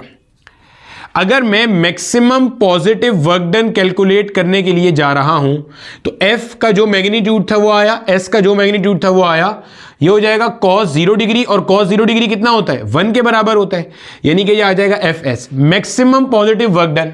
अच्छा, अगर 0 की तरफ आएंगे मेरा बेटा, इससे रिलेटेड आगे 2 और केसेस भी आएंगे जिनसे आपके सवाल माजी में बन चुके हैं। ये देखो W = FS cos थीटा। अगर मैं यहां पे cos ऑफ 90 डिग्री कर दूं, यानी कि FS फोर्स और डिस्प्लेसमेंट आपस में परपेंडिकुलर है, यानी कि ये सिचुएशन है, यानी कि ये मान लो मेरा बेटा फोर्स है, ये मान लो मेरा बेटा हमारे पास क्या है? डिस्प्लेसमेंट है। दोनों के दरमियान का एंगल कितना है? 90 डिग्री है। तो हम कहेंगे जो हमारा वर्क डन है वो बेसिकली क्या आ रहा होगा? 0 आ रहा होगा।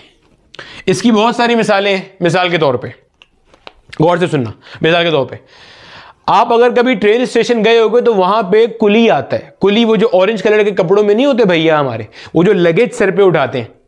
आप जैसे ही ट्रेन स्टेशन की पार्किंग में गाड़ी लगाओगे ना, कुली आ जाएगा और कुली आपसे लगेज लेके सर पे रखेगा और वॉक करता हुआ आपको आपकी ट्रेन तक ले जाएगा। प्लेटफॉर्म पे आपका लगेज उतारेगा, बल्कि अंदर आपकी सीट तक भी रख देगा ले जाके, ठीक है। अब जो कुली भैया है जरा उनका अमल देखना आप, ठीक है।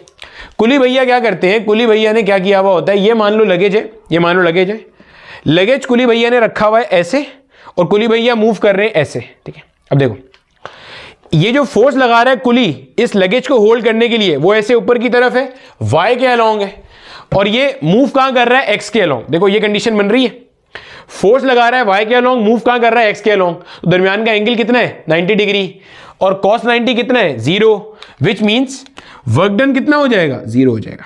यानी कि नेक्स्ट टाइम अगर आप ट्रेन स्टेशन जाओ और कुली आपका सामान ऐसे उठा के ट्रेन तक लेकर आए तो आप बोलना भैया वर्क डन 0, पैसे किस बात के भैया, आपने एक्स और वाई परपेंडिकुलर रख के काम किया। ऐसा नहीं करना, ऐसा नहीं करना, वो तशद्दुद पे उतर आएगा, ठीक है, ठीक है। तो भाई साहब वर्क डन क्या हो जाता है? 0 हो जाता है। तो हमेशा ध्यान में रखना, whenever force and displacement are perpendicular work done will be 0। अच्छा, और वर्क डन कैसे कैसे 0 हो सकता है ये भी देख लो मेरा बेटा। हमारे पास फॉर्मूला है W = FS cos theta. Work done के 0 होने के लिए इन 3 में से कोई भी चीज 0 होगी तो वर्क डन 0 हो जाएगा, ठीक है।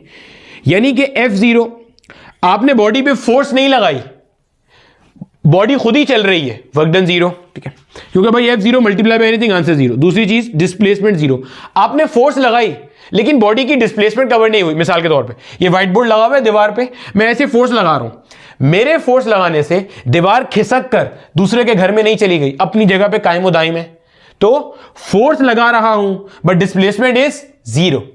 तो फोर्स लग रही है, displacement zero, work done again क्या हो जाएगा, zero. A man tries to push a wall, तो उसका वर्क डन क्या है, जीरो, फोर्स लगा रहा है बट डिस्प्लेसमेंट जीरो। तीसरी चीज, cos थीटा क्या हो जाए, जीरो, और cos थीटा के जीरो होने का मतलब है थीटा क्या है, 90 डिग्री, यानी कि force and displacement are perpendicular. इनको आप परपेंडिकुलर भी कहते हो। अगर एंगल 90 डिग्री है तो उसके लिए टर्म परपेंडिकुलर की भी आती है, इसके लिए टर्म नॉर्मल की भी आती है, और इसके लिए टर्म ऑर्थोगोनल की भी आती है। इन सब का मतलब क्या है, परपेंडिकुलर यानी कि एंगल 90 डिग्री। समझ आती है बात की भाई, ठीक है। अच्छा, अब यहां आ जाओ। मैक्सिमम नेगेटिव वर्क डन जब 180 डिग्री होगा, W equals F S cos of 180 degree, और हमें पता है कॉस 180 डिग्री क्या होता है, -1 होता है। तो जनाबे वाला ये हो जाएगा F S into -1, maximum negative work done आ रहा है माइनस एफ एस के बराबर, ठीक है। अब आप बोलोगे सर हमें ये तो आपने मैथमेटिकली सब बता दिया, positive work done, zero work done, negative. Sir ये बताएं कि वर्क डन पॉजिटिव कब है और नेगेटिव कब है। समझना जरा गौर से, बॉडी जिस डायरेक्शन में मूव कर रही है, अगर फोर्स उसी डायरेक्शन में है, बिल्कुल पैरेलल है, तो उसकी वजह से होने वाला वर्क डन होगा पॉजिटिव, और वो काइनेटिक एनर्जी बढ़ा रहा होगा। मिसाल लेते हैं, एक गाड़ी खड़ी हुई है, मैं गाड़ी पे ऐसे धक्का लगा रहा हूं, कार्ट को पुश कर रहा हूं, गाड़ी इस डायरेक्शन में जा रही है, मैं इसी डायरेक्शन में फोर्स लगा रहा हूं। मेरे फोर्स लगाने से इसकी काइनेटिक एनर्जी क्या होगी, बढ़ेगी जब मैं फोर्स लगाऊंगा। यह है positive work done bye me on this car, यह है positive work done. Sir negative work done क्या होता है फिर, अभी समझाते हैं। एक गाड़ी मूव कर रही है, मान लो गाड़ी मूव कर रही है ऐसे 50 किलोमीटर पर आवर की रफ्तार से, सामने दूर से देखा जो ट्रैफिक सिग्नल है वो रेड है। अब इस गाड़ी का जो ड्राइवर है वो क्या करेगा, ब्रेक अप्लाई करेगा। ब्रेक का मतलब फोर्स कहां लग रही है, पीछे, लेकिन ब्रेक लगाते गाड़ी पीछे नहीं जाना शुरू हो जाएगी, गाड़ी आगे ही जा रही है। गाड़ी कहां मूव कर रही है, आगे, फोर्स कहां लग रही है, पीछे, यानी कि this force is doing negative work on this car. ये फोर्स, रिटार्डिंग फोर्स, डिसेलरेटिंग फोर्स, इस गाड़ी पे नेगेटिव काम कर रही है। नेगेटिव काम क्यों कर रही है, ताकि उसे रोका जाए। पॉइंट समझ आ रहा है। और ये काइनेटिक एनर्जी क्या कर रही है, इसकी कम कर रही है। फिर सुनो, गाड़ी आगे जा रही है, मैंने आगे की तरफ, या गाड़ी रुकी हुई है, मैंने फोर्स लगाई, गाड़ी आगे जा रही है। ये है positive work done, force and displacement are in the same direction. अगर गाड़ी चल रही है, डिसेलरेटिंग फोर्स लग रही है पीछे की तरफ, नेगेटिव वर्क डन, ये काइनेटिक एनर्जी कम कर रही है। एक और मिसाल देते हैं, कोई टेंशन नहीं है, आहिस्ता आहिस्ता पूरा कॉन्सेप्ट बनाएंगे। इस मार्कर को अगर मैं उछालता हूं, मार्कर ऊपर जाएगा, तो जब मार्कर ऊपर जा रहा होगा उसकी वेलोसिटी कम होगी। सर आपने पहले भी बताई थी ये बात, भाई अंडरस्टूड सी बात है ना। ऊपर जाते हुए वेलोसिटी कम क्यों होगी, ऐसा तो नहीं है ऊपर जाएगा छत फाड़ के निकल जाएगा ऊपर, भाई वेलोसिटी कम होगी तभी जाके ऊपर रुकेगा और फिर क्या होगा, नीचे आएगा। तो ऊपर जाते हुए वेलोसिटी कम क्यों हुई, समझना जरा। जब ये मार्कर ऊपर जा रहा है तो मार्कर का डायरेक्शन ऑफ मोशन कहां है, अपवर्ड। डिस्प्लेसमेंट कहां कवर कर रहा है, अपवर्ड। फोर्स ऑफ ग्रेविटी कहां लग रही है, डाउनवर्ड। फोर्स ऑफ ग्रेविटी कहां लग रही है, डाउनवर्ड। तो work done by the gravitational force on this marker is negative. क्यों, फोर्स लग रही नीचे, मार्कर जा रहा ऊपर। And this negative work done is basically reducing the kinetic energy of this marker. जैसे जैसे ऊपर जा रहा है उसकी स्पीड क्या हो रही है, कम हो रही है, तो काइनेटिक एनर्जी क्या हो रही है, कम हो रही है। अब मार्कर भैया ऊपर रुक गए, अब ऊपर से नीचे आ रहे हैं। अब जब नीचे आ रहा है तो नीचे आते हुए उसकी स्पीड बढ़ रही है मुसलसल। ऊपर से नीचे आते हुए स्पीड क्या हो रही है, बढ़ रही है। क्यों, gravitational force acting in the downward direction, marker भैया coming in the downward direction. अगर फोर्स और डिस्प्लेसमेंट एक ही डायरेक्शन में है तो positive work done, and this will increase the kinetic energy, यानी कि final kinetic energy is greater than initial kinetic energy. अगर बॉडी एक तरफ जा रहा है, फोर्स दूसरी तरफ लग रहा है, तो this is negative work done and this will decrease the kinetic energy. तो ये जो पॉजिटिव और नेगेटिव है ना भाई साहब, ये सिर्फ इतना बताता है कि फोर्स डिस्प्लेसमेंट के अलोंग है या फोर्स डिस्प्लेसमेंट के एंटी पैरेलल है। अलोंग तो होती है, अलोंग में डायरेक्शन सेम है या डायरेक्शन उल्टा है। और मिसाल ले लो भैया, सही है, क्लियर हो गई। जीरो वर्क डन की भी मैंने मिसालें देनी है, ठीक है, मैं इसको ध्यान में रखूंगा। जीरो वर्क डन की 2 मिसालें लाजमी देनी है। एक तो कुल्ली वाली दे दी, एक और सेंट्रीपिटल फोर्स वाली है, उससे एग्जामिनर क्वेश्चन बनाता है हर दफा। पहले ये समझ लो जरा। देखो मेरा बेटा, आपके पास कहां लिखे, इसको मिटा देते हैं। देखो मेरा बच्चा, यहां लिख लेते हैं। देखो मेरा बच्चा, जब तक आपके पास जो आपका थीटा है, गौर से देखना, जब तक थीटा 0 से ग्रेटर है और 90 से छोटा है। ये देखो, ये लिखा हुआ है greater than equal to 0 degree, यानी कि 0 डिग्री भी हो सकता है या 0 से बड़ा भी हो सकता है, लेकिन 90 से छोटा होना चाहिए। तब तक मेरे बच्चे आपका जो कॉस थीटा है ना वो प्लस आता है। कैलकुलेटर उठाओ, चेक करके देख लो, कॉस थीटा की वैल्यूज पहले क्वाड्रेंट में होती हैं पॉजिटिव, ठीक है। जब कॉस थीटा पहले क्वाड्रेंट में पॉजिटिव है तो मेरा बच्चा वर्क डन भी कैसा आ रहा होगा, पॉजिटिव आ रहा होगा, सही है, वर्क डन पॉजिटिव आएगा। यानी कि फोर्स और डिस्प्लेसमेंट एक ही डायरेक्शन में होंगे, यानी कि जो फोर्स काम करा रही है वो बेसिकली क्या कर रही होगी, उसका काइनेटिक एनर्जी बढ़ा रही होगी। Force and displacement are in बिल्कुल सेम डायरेक्शन। अगर आपके पास जो थीटा है वो 90 डिग्री से ग्रेटर है and less than equal to 180 degree है, यानी कि सेकंड क्वाड्रेंट है, यानी कि ऑब्ट्यूस एंगल है, 90 से बड़ा है ऑब्ट्यूस एंगल, ये कौन सा, एक्यूट एंगल, तो कॉस थीटा कैसे है मेरा बच्चा, नेगेटिव है। और जब कॉस थीटा नेगेटिव है, कॉस थीटा नेगेटिव क्यों भाई, कॉस 91 डिग्री रख के देखना, कैलकुलेटर नेगेटिव आंसर देगा। कॉस 100 डिग्री रखो नेगेटिव, कॉस 180 तक सब नेगेटिव आएगा। तो मेरा बच्चा आपका वर्क डन भी कैसा होगा, नेगेटिव। क्यों, वर्क डन का फॉर्मूला क्या है, एफ एस कॉस थीटा। जब कॉस थीटा नेगेटिव है तो पूरा वर्क डन क्या हो गया, नेगेटिव। वर्क डन नेगेटिव का मतलब क्या है, body is moving in one direction और जो फोर्स लग रही है वो नेगेटिव वर्क कर रही है, उल्टी तरफ कर रही है। पॉइंट क्लियर हो गया। नेगेटिव वर्क डन मतलब force is trying to decelerate the object, ठीक है, रिटार्ड कर रही है उसका मोशन। समझ आ गई बात की भैया, ये सारी चीजें क्लियर है। तो पहले क्वाड्रेंट व्हेन एक्यूट एंगल तो work done positive, obtuse angle तो वर्क डन कैसा हो गया, नेगेटिव हो गया, ठीक है। इतना हिस्सा कॉपी कर लो मेरा बच्चा, आगे चलते हैं और जीरो वर्क डन की आपको कुछ और मिसालें देते हैं। अब देखो मेरा बच्चा, मैंने अभी आपको बताया कि वर्क डन हमारे पास जीरो कब कब होता हैगा, ठीक है। मैंने बताया भाईजान W equals F S cos theta, F0 force ना लगे, डिस्प्लेसमेंट कवर हो रही हो तो work done will be 0। S force लग रही है, कॉस थीटा भी है, displacement 0, man is trying to push a wall, ठीक है, कोई वर्क डन नहीं, ठीक है, हो गया। कॉस थीटा, अगर आपके पास, गौर से देखना, अगर आपके पास थीटा 90 डिग्री है, तीसरी कंडीशन क्या है, थीटा 90 डिग्री है, तो मेरे बच्चे कॉस ऑफ 90 डिग्री बेसिकली क्या होता है, 0 होता है, तो वर्क डन विल बी 0, ठीक है, समझना जरा। यानी कि इसका मतलब हम ये कह सकते हैं, whenever force and displacement are perpendicular, no work is done by this force, no work is done by this force, ठीक है। अब बच्चे जब आप किताब देखोगे ना तो किताब में आपको यही चीज ना ऐसे लिखी मिलेगी जो मैं बता रहा हूं। मैंने अभी बताया था, मान लो ये ग्राउंड है और ये मेरा बच्चा, हमारे पास एक कोई डब्बा है, ठीक है। इस डब्बे के ऊपर फोर्स लग रही है मान लो इस डायरेक्शन में और बॉडी का डिस्प्लेसमेंट हो रहा है मान लो इस डायरेक्शन में। अगर मैं फोर्स के कंपोनेंट्स बनाता हूं, ये थीटा एंगल आ गया इन बिटवीन, तो जनाब एक कंपोनेंट ये बनता है which is F cos theta, एक कंपोनेंट ये बनता है which is F sine theta. आपने वर्क डन कैसे कैलकुलेट किया, आपने कहा वर्क डन बराबर है F cos theta multiply by S के, यानी कि आपने फोर्स का वो कंपोनेंट लिया वर्क डन निकालने के लिए जो कि डिस्प्लेसमेंट के अलोंग है। तो अब यहां पे देखो, ये एफ साइन थीटा डिस्प्लेसमेंट के साथ कैसा है, परपेंडिकुलर नजर आ रहा है। क्या मैं कह सकता हूं this is the perpendicular component of force, हां या ना, किसके परपेंडिकुलर, डिस्प्लेसमेंट के।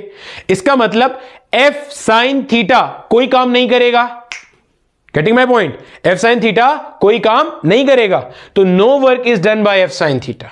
तो यही तो मैं बात बता रहा था, अगर कोई फोर्स एफ कुछ एंगल थीटा बना रही है विद द डिस्प्लेसमेंट और ये थीटा 0 नहीं है, अदर देन 0 है, तो सारी की सारी फोर्स वर्क डन नहीं करा रही होती। सबूत मिल गया। फोर्स के दो कंपोनेंट थे भाई, इन दो कंपोनेंट को जोड़ूंगा तो वापस एफ मिलेगा।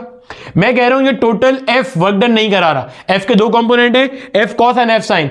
एफ कॉस थीटा सारा का सारा वर्क डन करा रहा है, एफ साइन थीटा की वजह से होने वाला वर्क डन 0 है, क्योंकि F sine theta is perpendicular to the displacement. अच्छा, कुली वाली एग्जांपल दे दी कि भैया ने सर पे ऐसे लोड उठाया और ऐसे मूव कर रहे हैं, ठीक है।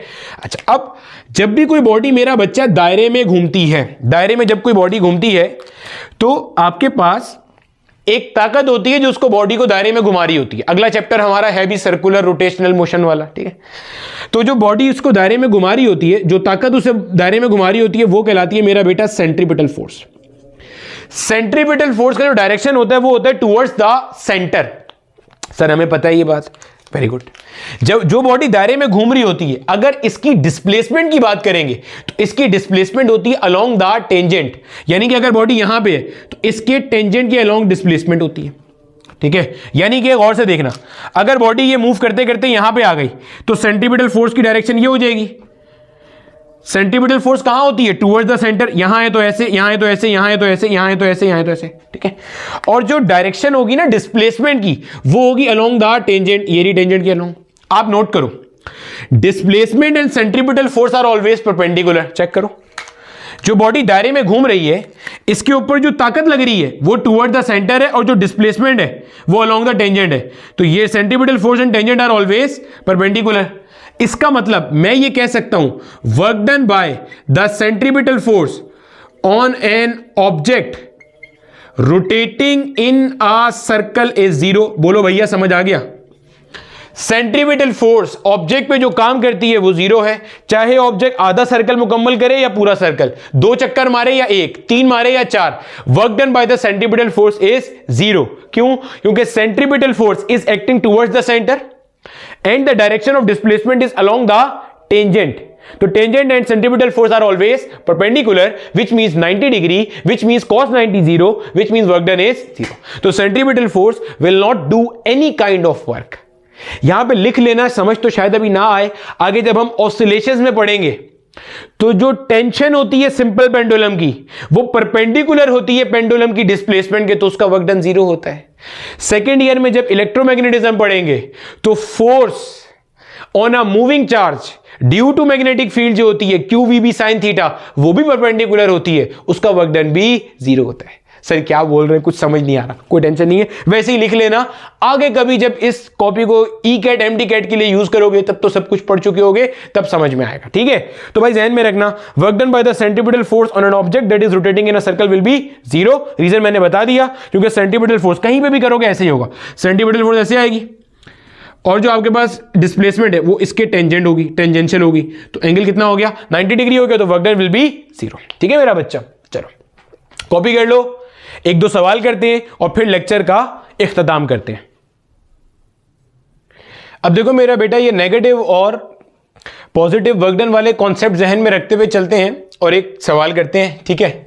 आसान सा क्वेश्चन है, कहता है block of mass m = 2 kilogram is pulled by a force 40 newton upwards through a height of 2 metre, find the work done. देखो भैया, एक ब्लॉक रखा हुआ था, ऐसे ब्लॉक का मास दिया हुआ है 2 किलोग्राम, आपने ऐसे 40 न्यूटन की फोर्स लगा के उसे उठाया। कितना उठाया? 2 मीटर ऊपर चला गया, ठीक है। यानी कि अगर मैं इसकी डायग्राम बना के आपको शो करूंगा तो मेरा बेटा ब्लॉक पहले यहां रखा हुआ था, आपने फोर्स लगाई और फोर्स लगाने की बुनियाद पर आपने इसे कितना उठा लिया जनाबे वाला? आपने इसको 2 मीटर लिफ्ट कर लिया, ठीक है मेरा बच्चा। अच्छा, अब आपने जो इसके ऊपर फोर्स लगाई है वो यकीनन कहां लगाई होगी? In the upward direction. ये आपकी लगाई हुई फोर्स है विच इज F = 40 न्यूटन। एक यकीनन इस पे फोर्स ऑफ ग्रेविटी भी लग रही होगी, जिसको हम इसका वेट कहते हैं। तो आपसे आपका एग्जामिनर कहता है find the work done on the block bye the applied force, और उसका वेट, दोनों का काम करना है, ठीक है। और ये ध्यान में रखना, आपका जो ब्लॉक था वो ऐसे नीचे से कहां गया है? ऊपर की तरफ डिस्प्लेस हुआ है, ऐसे लिखा हुआ है, एग्जामिनर ने चेक कर लो, ठीक है, लिखा हुआ है अपवर्ड्स, ठीक है, ये लिखा हुआ। अब यहां पे आप वीडियो को पॉज करो और एक बार अपना दिमाग लगा के इसको सॉल्व करो, ठीक है। मैं 3 तक गिर रहा हूं, फिर मैं सॉल्व करा देता हूं। 1 2 3। चलो देखो देखो भैया, हमें फोर्स कैलकुलेट करनी है। हमें पता है हमारा फोर्स का फॉर्मूला क्या होता है? W = F.S। ओपन कर लेंगे, ये पार्ट ए सॉल्व कर रहा हूं, work done by the applied force निकाल रहा हूं, बन जाएगा Fs cos थीटा। फोर्स कितनी अप्लाई हुई भाई? 40 न्यूटन। डिस्टेंस कितना कवर हुआ? 2 मीटर। फोर्स कहां लगी? ऊपर की तरफ। डिस्टेंस भी कहां कवर हुआ? ऊपर की तरफ। तो थीटा कितना हो गया मेरे बच्चे? 0 डिग्री हो गया। सेट है, समझ आती है बात की? सॉल्व कर लिया तो cos 0 डिग्री कितना हो गया मेरा बेटा? हमारे पास 1 के बराबर हो गया। तो 40 × 2 कितना हो गया मेरे बच्चे? 80 जूल हो गया। ठीक हो गया, ये हमारे पास क्लियर हो गया? हाँ भैया, पहले तो ये बता दो यहां तक का पार्ट सबको क्लियर हो गया? हाँ भाई, ऐसे ही निकाला है, सही है। अब पार्ट बी भी देख लो जल्दी से। पार्ट बी जो आपने किया होगा उसको भी इसी तरह से कर लो जल्दी से। पार्ट बी हमारे पास वो भी क्या है? वर्क डन का फॉर्मूला क्या है? F.S, और F की जगह पे अब क्या आ जाएगा? mg आ जाएगा, जो कि वेट है। S की जगह पे जितनी भी उसने डिस्टेंस कवर किया, और वेट कहां लग रहा है, डाउनवर्ड, वेट कहां लग रहा है, डाउनवर्ड, और बॉडी कहां जा रही है, अपवर्ड, तो ये कितना हो गया, cos 180 डिग्री। अरे भैया वेट कहां लग रहा है, डाउनवर्ड, बॉडी कहां जा रही है, अपवर्ड, तो आपके पास एंगल कितना हो गया, displacement upward, weight downward, angle 180 हो गया। m कितना है 2, g गिवन है 10, हाइट कितनी कवर करी 2, ठीक है मेरा बेटा। कॉस आ गया 180 डिग्री, कितना होता है -1 के बराबर। सॉल्व करेंगे तो क्या आंसर आता है मेरे बच्चे, माइनस का 40 जूल। इसे देख लो, और क्या आप लोगों ने भी यही सॉल्यूशन किया था, ठीक हो गया मेरा बेटा। अब अगर आपसे पूछा जाए कि इसके ऊपर नेट वर्क डन कितना हुआ, अगर आपसे पूछता है, ठीक है, अगर नहीं किया तो अब देख लो मेरा बच्चा। अगर आपसे पूछा जाए मेरे बच्चे कि इसके ऊपर नेट वर्क डन कितना हुआ, तो नेट वर्क डन कैसे निकालेंगे, टोटल वर्क डन, तो भाई 80 वो रहा, -40 ये रहा, तो मेरा बच्चा नेट वर्क डन कहां हो रहा है, नेट वर्क डन हो रहा है आपके पास 40 जूल का इन द अपवर्ड डायरेक्शन। सही। नेट वर्क डन आप डायरेक्टली कैसे कैलकुलेट कर सकते हैं, नेट फोर्स की मदद से। भाई ऊपर लग रही है 40 न्यूटन, नीचे वेट लग रहा है, वेट किसके बराबर है, mg, मास कितना है 2, g कितना है 10, तो 2 10 20, यानी कि नीचे वाली फोर्स 20, ऊपर वाली फोर्स 40, 40 में से 20 निकाल लो तो 20 बना, 20 को 2 से मल्टीप्लाई कर दो तो 40 आ रहा है। आहिस्ता आहिस्ता समझो मेरा बेटा मैं क्या बातें आपको बता रहा हूं। पहली चीज, सबसे पहले आपको एग्जामिनर ने कहा था work done by the applied force निकालो, तो आपने और किसी फोर्स को नहीं देखा, अपनी अप्लाइड फोर्स की मदद से वर्क डन निकाल लिया। फिर आपको कहा गया वर्क डन बताओ उसका वेट की वजह से क्या हो रहा है, तो भाई वेट यानी कि अर्थ इसके ऊपर क्या काम कर रही है, तो अर्थ इसके ऊपर ये काम कर रही है। ऐसे समझो जैसे मैंने अभी बताया था, आप जो है ना बेसिकली इतना काम कर रहे हो इसके ऊपर इसकी काइनेटिक एनर्जी बढ़ाने के लिए, अर्थ उसके ऊपर इतना काम कर रही है इसकी काइनेटिक एनर्जी कम करने के लिए। नेट इफेक्ट क्या हो रहा है, नेट इफेक्ट हो रहा है 40 जूल का। आपने 80 जूल काम किया इसकी काइनेटिक एनर्जी बढ़ाने के लिए, अर्थ ने नेगेटिव वर्क डन करके उसमें से 40 जूल का इफेक्ट माइनस कर दिया, तो बचा हुआ 40 जूल सिर्फ इसकी काइनेटिक एनर्जी क्या कर रहा होगा, बढ़ा रहा होगा। पॉइंट समझ आ गया। नेट वर्क डन कैसे निकालते हैं, नेट फोर्स डॉट डिस्प्लेसमेंट से। समझ आ गई मेरा बेटा, ठीक है। वर्क डन में निकाल लिया, नेगेटिव वर्क डन का कॉन्सेप्ट भी देख लिया, ठीक है। चलो कॉपी कर लो, आगे चलते हैं और एक और सवाल करते हैं। अब देखो मेरा बेटा, जो अभी हमने थोड़ी देर पहले आपको एक क्वेश्चन कराया ना, क्वेश्चन नंबर 7, उसका जो कॉन्सेप्ट है वो आपने जहन में रखना है। Work done by the applied force, work done by the gravity, net work done की सारी चीजें जहन में रखनी है। ये हमारा सवाल इसी साल 2023 के आर्मी मेडिकल कॉलेज के पेपर में आया है। इससे पहले ये एक और भी किसी पास पेपर में आया हुआ है, वो मुझे भी याद नहीं है, लेकिन एक और पास पेपर में भी ये क्वेश्चन आया है किसी, ठीक है। कहता क्या है, अ हॉरिजॉन्टल फोर्स F, इसमें वर्क पावर एनर्जी के कॉन्सेप्ट को मिलाया जा रहा है काइनेमेटिक्स के साथ। A horizontal force F pulls a 20 kilogram box at constant speed along a rough horizontal surface. ये सब टर्म जो इस्तेमाल कर रहे हैं ना जहन में रखो, क्या कह रहा है, रफ हॉरिजॉन्टल सरफेस या रफ हॉरिजॉन्टल फ्लोर। मतलब इसका क्या होगा भाईजान, ये मान लो मेरा बेटा आपके पास कोई एक डब्बा दिया हुआ है आपको यहाँ पे, ठीक है। अगर ये डब्बा ऐसे रखा हुआ है तो देखो इसके ऊपर फोर्सेस कौन कौन सी लग रही है, पहले तो ये देख लो बच्चे। एक तो मेरा बेटा इसका वेट है जो कहां पे एक्ट कर रहा होगा, इन द डाउनवर्ड डायरेक्शन। अब चूंकि ये नीचे नहीं जा रहा, इसका मतलब ये है कि इस सरफेस का एक क्या मौजूद है, नॉर्मल रिएक्शन है जो कि वेट के बराबर है। कहां एक्ट कर रहा है, परपेंडिकुलर अपवर्ड्स, ठीक है। ये कहता है रफ हॉरिजॉन्टल सरफेस है। रफ सरफेस कौन सा होता है, जिसमें फ्रिक्शन एग्जिस्ट करती है, सही है। कहते हैं एक हॉरिजॉन्टल फोर्स आपने लगाई जो कि पुल कर रही है 20 किलोग्राम बॉक्स को eight constant speed, eight constant speed, ठीक है। आप मान लो ऐसे फोर्स अप्लाई कर रहे हो, ये आपकी अप्लाइड फोर्स है, this is your applied force. अगर ये मेरा बच्चा आपका जो सरफेस आपको गिवन है कि ये रफ सरफेस है, तो इसका मतलब जो यहां कांटेक्ट फोर्स होगी ब्लॉक और जमीन के दरमियान में, वो यहां पे मोशन रेजिस्ट करने की कोशिश करेगी, और इसका फॉर्मूला होता है हमारे पास F इक्वल्स म्यू आर, ठीक है। ये सारी फोर्सेस मैंने बना दी यहां पे। आपको कहा जा रहा है कि आपके पास ये जो ब्लॉक मूव कर रहा है, ये मूव कर रहा है with a constant speed. Constant speed का मतलब क्या हो गया, कांस्टेंट स्पीड का मतलब हो गया एक्सेलरेशन जीरो। कांस्टेंट स्पीड का मतलब एक्सेलरेशन जीरो, इसका मतलब नेट फोर्स भी क्या है, जीरो। सही है। डायनामिक्स के कॉन्सेप्ट चल रहे हैं सारे, काइनेमेटिक डायनामिक्स के। कहते हैं coefficient of friction between block and floor is 0.25। Work done by the force, applied force on the block, work done by the applied force on the block in displacing it by 2 metre is, ठीक है। और आपको ये option दिए हुए और आपके पास time है, ठीक है। तसल्ली से वीडियो को पॉज करो, जो भी हमने काम किया था उसको भी देखो, और अपना दिमाग लगाओ अच्छे तरीके से और देखो फिर हमने क्या करना है इसमें। चलो भाई, मैं 3 तक गिन के मैं सॉल्व करा रहा हूं। 1 2 3 सेट है। देखो मेरा बेटा, सबसे पहले तो आपको यह बात समझ में आ जानी चाहिए, जब ये कह रहे हैं ना वर्क डन आपने कैलकुलेट करना है बाय अप्लाइड फोर्स, क्योंकि सर आपको कैसे पता चला कि ये अप्लाइड फोर्स की बात कर रहा है? मेरे बच्चे, मुझे ऐसे पता चला क्योंकि सवाल में कहीं पर भी उसने फ्रिक्शन की फोर्स का तस्करा नहीं किया। देखो, उसने यहां पे ये जरूर कहा कि रफ सरफेस है, लेकिन ये नहीं कहा कि फ्रिक्शन की फोर्स एग्जिस्ट कर रही है। इसका मतलब वो आपने खुद समझना है। सवाल में उसने एक ही जगह पे फोर्स यूज करा और वो अप्लाइड फोर्स के लिए किया। देखो, horizontal force F pulling a 20 kilogram box at constant speed along rough horizontal surface. समझ आ गई? तो आपने इसी फोर्स की मदद से होने वाला वर्क डन निकालना है। अब मेरा बच्चा, आपके पास वर्क डन का फॉर्मूला क्या होता है? F.S। इसको ओपन करेंगे तो Fs cos थीटा। सवाल में कहीं नहीं बताया हुआ कि फोर्स कहीं और लग रही है, डिस्प्लेसमेंट कहीं और हो रही है। इसका मतलब दोनों एक ही तरफ है। जब दोनों एक ही तरफ है तो cos थीटा 1 हो गया थीटा 0 की वजह से, which means F into S. S आपको गिवन है 2 मीटर। सारा फड्डा किसका है? एफ का है। कि आपको अप्लाइड फोर्स नहीं पता। अप्लाइड फोर्स कैसे निकालेंगे? इस जुमले की मदद से जो यहां सेकंड लाइन में लिखा है। पढ़ो क्या लिखा है? Eight constant speed. Constant speed का मतलब एक्सेलरेशन 0। एक्सेलरेशन 0 का मतलब नेट फोर्स 0। ये नजर आ रहा है ना भैया? न्यूटन का सेकंड लॉ क्या कहता है? F equals ma। Force apply करेंगे तो बॉडी में क्या आएगा? एक्सेलरेशन आएगा। फोर्स लगाएंगे तो बॉडी में क्या आएगा? एक्सेलरेशन आएगा।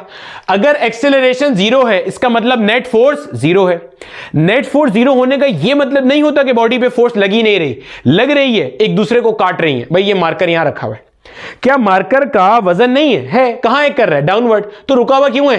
क्योंकि मेरा हाथ का रिएक्शन कहां है? अपवर्ड। तो नेट फोर्स 0 है। ठीक है, तो अगर नेट फोर्स 0 है, इसका मतलब मैं ये कह सकता हूं कि R will be equal to W, ऊपर वाली नीचे वाली के बराबर, एंड फ्रिक्शन की force will be equal to F। बोलो हाँ या ना? ऐसा ही होगा भैया। अगर मुझे R कैलकुलेट करना है, तो R will be equal to mg। ठीक है मेरा बच्चा, और m कितना दिया हुआ है? 20 दिया हुआ है मेरे बच्चे, और g कितना लेंगे? 9.8। सर ये आपको कैसे पता चला? क्योंकि आप तो g इससे पहले 10 ले रहे थे। अब 9.8 किस खुशी में? मैंने ऑप्शन देखे, मुझे वो 9.8 के मल्टीपल नजर आ रहे हैं। 9.8 को 2 से डिवाइड करो तो 4.9 बनता है। 9.8 को 5 से मल्टीप्लाई करो तो 49 बनता है। 9.8 को 10 से मल्टीप्लाई करो तो 10 बनता है। 9.8 को अगर आप 3/2 से मल्टीप्लाई कर दोगे तो 14.7 बनता है। 10 से मल्टीप्लाई करोगे तो 147 बन जाएगा। तो ये सब प्रैक्टिस से पता चल जाता है। जैसे 9.8, 4.9, 14.7, 19.6, 29.4, 39.2, 49, these all are multiples of 9.8। ये काइनेमेटिक्स में भी हुई थी बात, प्रोजेक्टाइल वगैरह में। ठीक है, तो आ गया भाई साहब, सॉल्व करना है। इसको मैं ऐसे लिख सकता हूं, R will be equal to 2 into 10 into 9.8। भैया 9.8 को 10 से मल्टीप्लाई किया तो क्या हो गया? 98, और 98 को 2 से मल्टीप्लाई करेंगे तो बन जाएगा 196। ये क्या है? Normal reaction R of the surface, यानी कि फोर्स है। यूनिट क्या बन गया? 196 न्यूटन। समझ आ गई? अब भाई जब कांस्टेंट स्पीड है, कांस्टेंट स्पीड का मतलब क्या है? कि आपके पास एक्सेलरेशन 0, नेट फोर्स 0, तो ऊपर वाली ने नीचे को काटा था तो इधर वाली इधर को बैलेंस कर रही है, which means applied force will be equal to F। जो अप्लाइड फोर्स है, जो इसे पुल कर रही है, पुल करने का मतलब ये भाई साहब इधर मूव कर रहे हैं with a constant speed. V equals K का मतलब है स्पीड कैसी है? कांस्टेंट है। तो कैलकुलेट करूंगा, म्यू आर आ जाएगा। कोफिशिएंट ऑफ फ्रिक्शन क्या दिया हुआ है? 0.25 को मेरा बच्चा मैं लिख सकता हूं 1/4। आगे आर अभी मैंने कैलकुलेट कर लिया, कितना आ रहा है? 196 आ रहा है। समझ आ गई? 196/4। सॉल्व कर लो भाई। 4 4 होता है 16, तो 19 में से 16 गया तो 3 आ गया यहां पे, और मेरा बच्चा 4 9 होता है हमारे पास 36, यानी कि F कितना आ रहा है? 14 न्यूटन आ रहा है। यानी कि आपको यह समझ में आ गया कि जो अप्लाइड फोर्स है, गौर से सुनना मेरे बेटे, क्योंकि अभी मैंने आगे एक और बात बतानी है, इसी से एक और MCQ बनाना है। अप्लाइड फोर्स कितनी है? 49 न्यूटन। अप्लाइड फोर्स कितनी है? 49। फोर्स ऑफ फ्रिक्शन भी कितनी है? 49। जितनी फोर्स से आगे पुल कर रहे हो उतनी फोर्स से पीछे फ्रिक्शन लग रही है। तो सर ये आगे जा कैसे रहा है? न्यूटन का फर्स्ट लॉ कहता है कोई भी ऑब्जेक्ट जो मोशन कर रहा है या जो रेस्ट में है, जिस स्टेट में है, उसी स्टेट में रहेगा unless and until some unbalance force act ना करे। तो ऑब्जेक्ट चल रहा है, इधर वाली फोर्स बराबर है, वो चलता ही रहेगा। अनबैलेंस फोर्स लगेगी तो रुकेगा। अगर ऑब्जेक्ट रुका हुआ है, जैसे ये रुका हुआ है, तो नीचे वाली ऊपर वाली फोर्स बराबर है, तो ये रुका ही रहेगा। अगर मुझे इसे ऐसे ऊपर लेके जाना है तो अलग से फोर्स लगानी पड़ेगी। तो ये ऑब्जेक्ट चल रहा था, इधर वाली ऊपर वाली नीचे वाली फोर्स बराबर है, तो चलता ही रहेगा with a constant speed. Speed change नहीं हो रही, एक्सेलरेशन 0 है। तो 49 न्यूटन आ गया। अब क्या करना है, वर्क डन निकालना है। आ गया भाई, 49 मल्टीप्लाई बाय 2 कितना आ रहा है, 96 जूल्स आ रहा है, सॉरी 98 जूल्स आ रहा है। ठीक है, 98 जूल्स आ रहा है, 98 जूल्स आ रहा है भैया। ठीक है, 96 ऐसी चिपका दिया मैंने, 48 टू होता है 96, तो ठीक है 98 जूल्स आ रहे हैं। इसका मतलब ये हमारा आंसर है। अब मेरा बेटा इसी में एक चीज और समझ लो, ये आपने क्या कैलकुलेट किया है, दिस इज द, अरे भैया तुम कहां चले गए, this is the work done by the applied force. ये वर्क डन किसका है, अप्लाइड फोर्स का वर्क डन है, अप्लाइड फोर्स का वर्क डन है। पॉजिटिव 98 जूल आ रहा है। अगर मैं आपसे पूछूं, बताइए work done by force of friction कितना होगा, तो आप बोलोगे सर F डॉट S, सही है, F की जगह आएगा ये S cos थीटा आएगा। सही, पहले थीटा 0 डिग्री क्यों आया था, अप्लाइड फोर्स यहां, बॉडी भी यहां, थीटा हो गया 0 डिग्री। बॉडी यहां जा रही है भाई साहब कांस्टेंट स्पीड से, ये ध्यान में रखना। अब फोर्स ऑफ फ्रिक्शन की जगह कितना आएगा 49, डिस्टेंस कितना कवर हुआ 2, थीटा 180 डिग्री, क्यों, फोर्स ऑफ फ्रिक्शन लग रही है यहां, बॉडी जा रही है वहां, फोर्स ऑफ फ्रिक्शन यहां, बॉडी जा रही है वहां, तो कॉस ऑफ 180 डिग्री कितना होता है -1। क्या आ रहा है, माइनस का 98 जूल्स, माइनस का 98 जूल्स, यानी कि work done by the force of friction on this object is -98 joule. Work done by the applied force on this object is 98 joule. आपने 98 जूल लगाया पॉजिटिव काम करने के लिए, काइनेटिक एनर्जी बढ़ाने के लिए। जमीन ने नेगेटिव 98 जूल लगाया नेगेटिव वर्क डन करने के लिए, काइनेटिक एनर्जी कम करने के लिए। नेट इफेक्ट क्या हुआ, ना काइनेटिक एनर्जी बढ़ रही है ना कम हो रही है, स्पीड कैसी है, कांस्टेंट। काइनेटिक एनर्जी का फॉर्मूला क्या है, ½ mv²। स्पीड बढ़ेगी तो काइनेटिक एनर्जी बढ़ेगी, स्पीड कम होगी तो काइनेटिक एनर्जी कम होगी। ना स्पीड बढ़ रही है ना स्पीड कम हो रही है, काइनेटिक एनर्जी कैसी है, कांस्टेंट है। कॉन्सेप्ट का फील आया। Positive work done is utilised to increase the kinetic energy, negative work done is used to decrease the kinetic energy. ना काइनेटिक एनर्जी बढ़ रही ना कम हो रही। अगर आपसे पूछा जाए कि भाई नेट वर्क डन कितना हो रहा है, नेट वर्क डन कितना हो रहा है, तो नेट वर्क डन इज 0। तो जहन में रख लेना ये वाली बात। अब ये एक और एमसीक्यू है। अगर कोई बॉडी डायनामिक इक्विलिब्रियम में है, अगर कोई बॉडी डायनामिक इक्विलिब्रियम में है तो उसका नेट वर्क डन हमेशा 0 होता है। डायनामिक इक्विलिब्रियम, देखो इक्विलिब्रियम की 2 टाइप्स होती है, स्टैटिक एंड डायनामिक। ये है स्टैटिक, डाउनवर्ड फोर्स कैंसिल कर रही है अपवर्ड फोर्स को, बॉडी रेस्ट में है, बॉडी में लगने वाली तमाम फोर्सेस एक दूसरे को काट दें और बॉडी रेस्ट में रहे, स्टैटिक इक्विलिब्रियम। बॉडी मूव कर रही है विद अ कांस्टेंट स्पीड, सारी फोर्सेस एक दूसरे को काट दें और बॉडी मूव करे with a constant speed, that is dynamic equilibrium. तो जहन में रख लेना, अगर बॉडी डायनामिक इक्विलिब्रियम में है, अगर बॉडी डायनामिक इक्विलिब्रियम में, इसका मतलब क्या है, नेट फोर्स 0, इसका मतलब नेट वर्क डन भी क्या होगा, 0 होगा। पॉजिटिव वर्क डन और नेगेटिव वर्क डन एक दूसरे को बैलेंस कर रहा होगा। ठीक है मेरा बच्चा, तो ये था हमारा लेक्चर नंबर 1। उम्मीद है आपको मजा आया होगा और अच्छे से सारे कॉन्सेप्ट क्लियर हो गए होंगे। अभी वर्क डन का कॉन्सेप्ट पूरा नहीं हुआ। अगले पार्ट में हमने work done by variable force पढ़ना है और वर्क डन कैसे कैलकुलेट करते हैं फोर्स डिस्प्लेसमेंट के ग्राफ से, वो करना है। और बहुत सारे ग्राफ देखेंगे ताकि आपको कॉन्सेप्ट का फील आ जाए। ठीक है।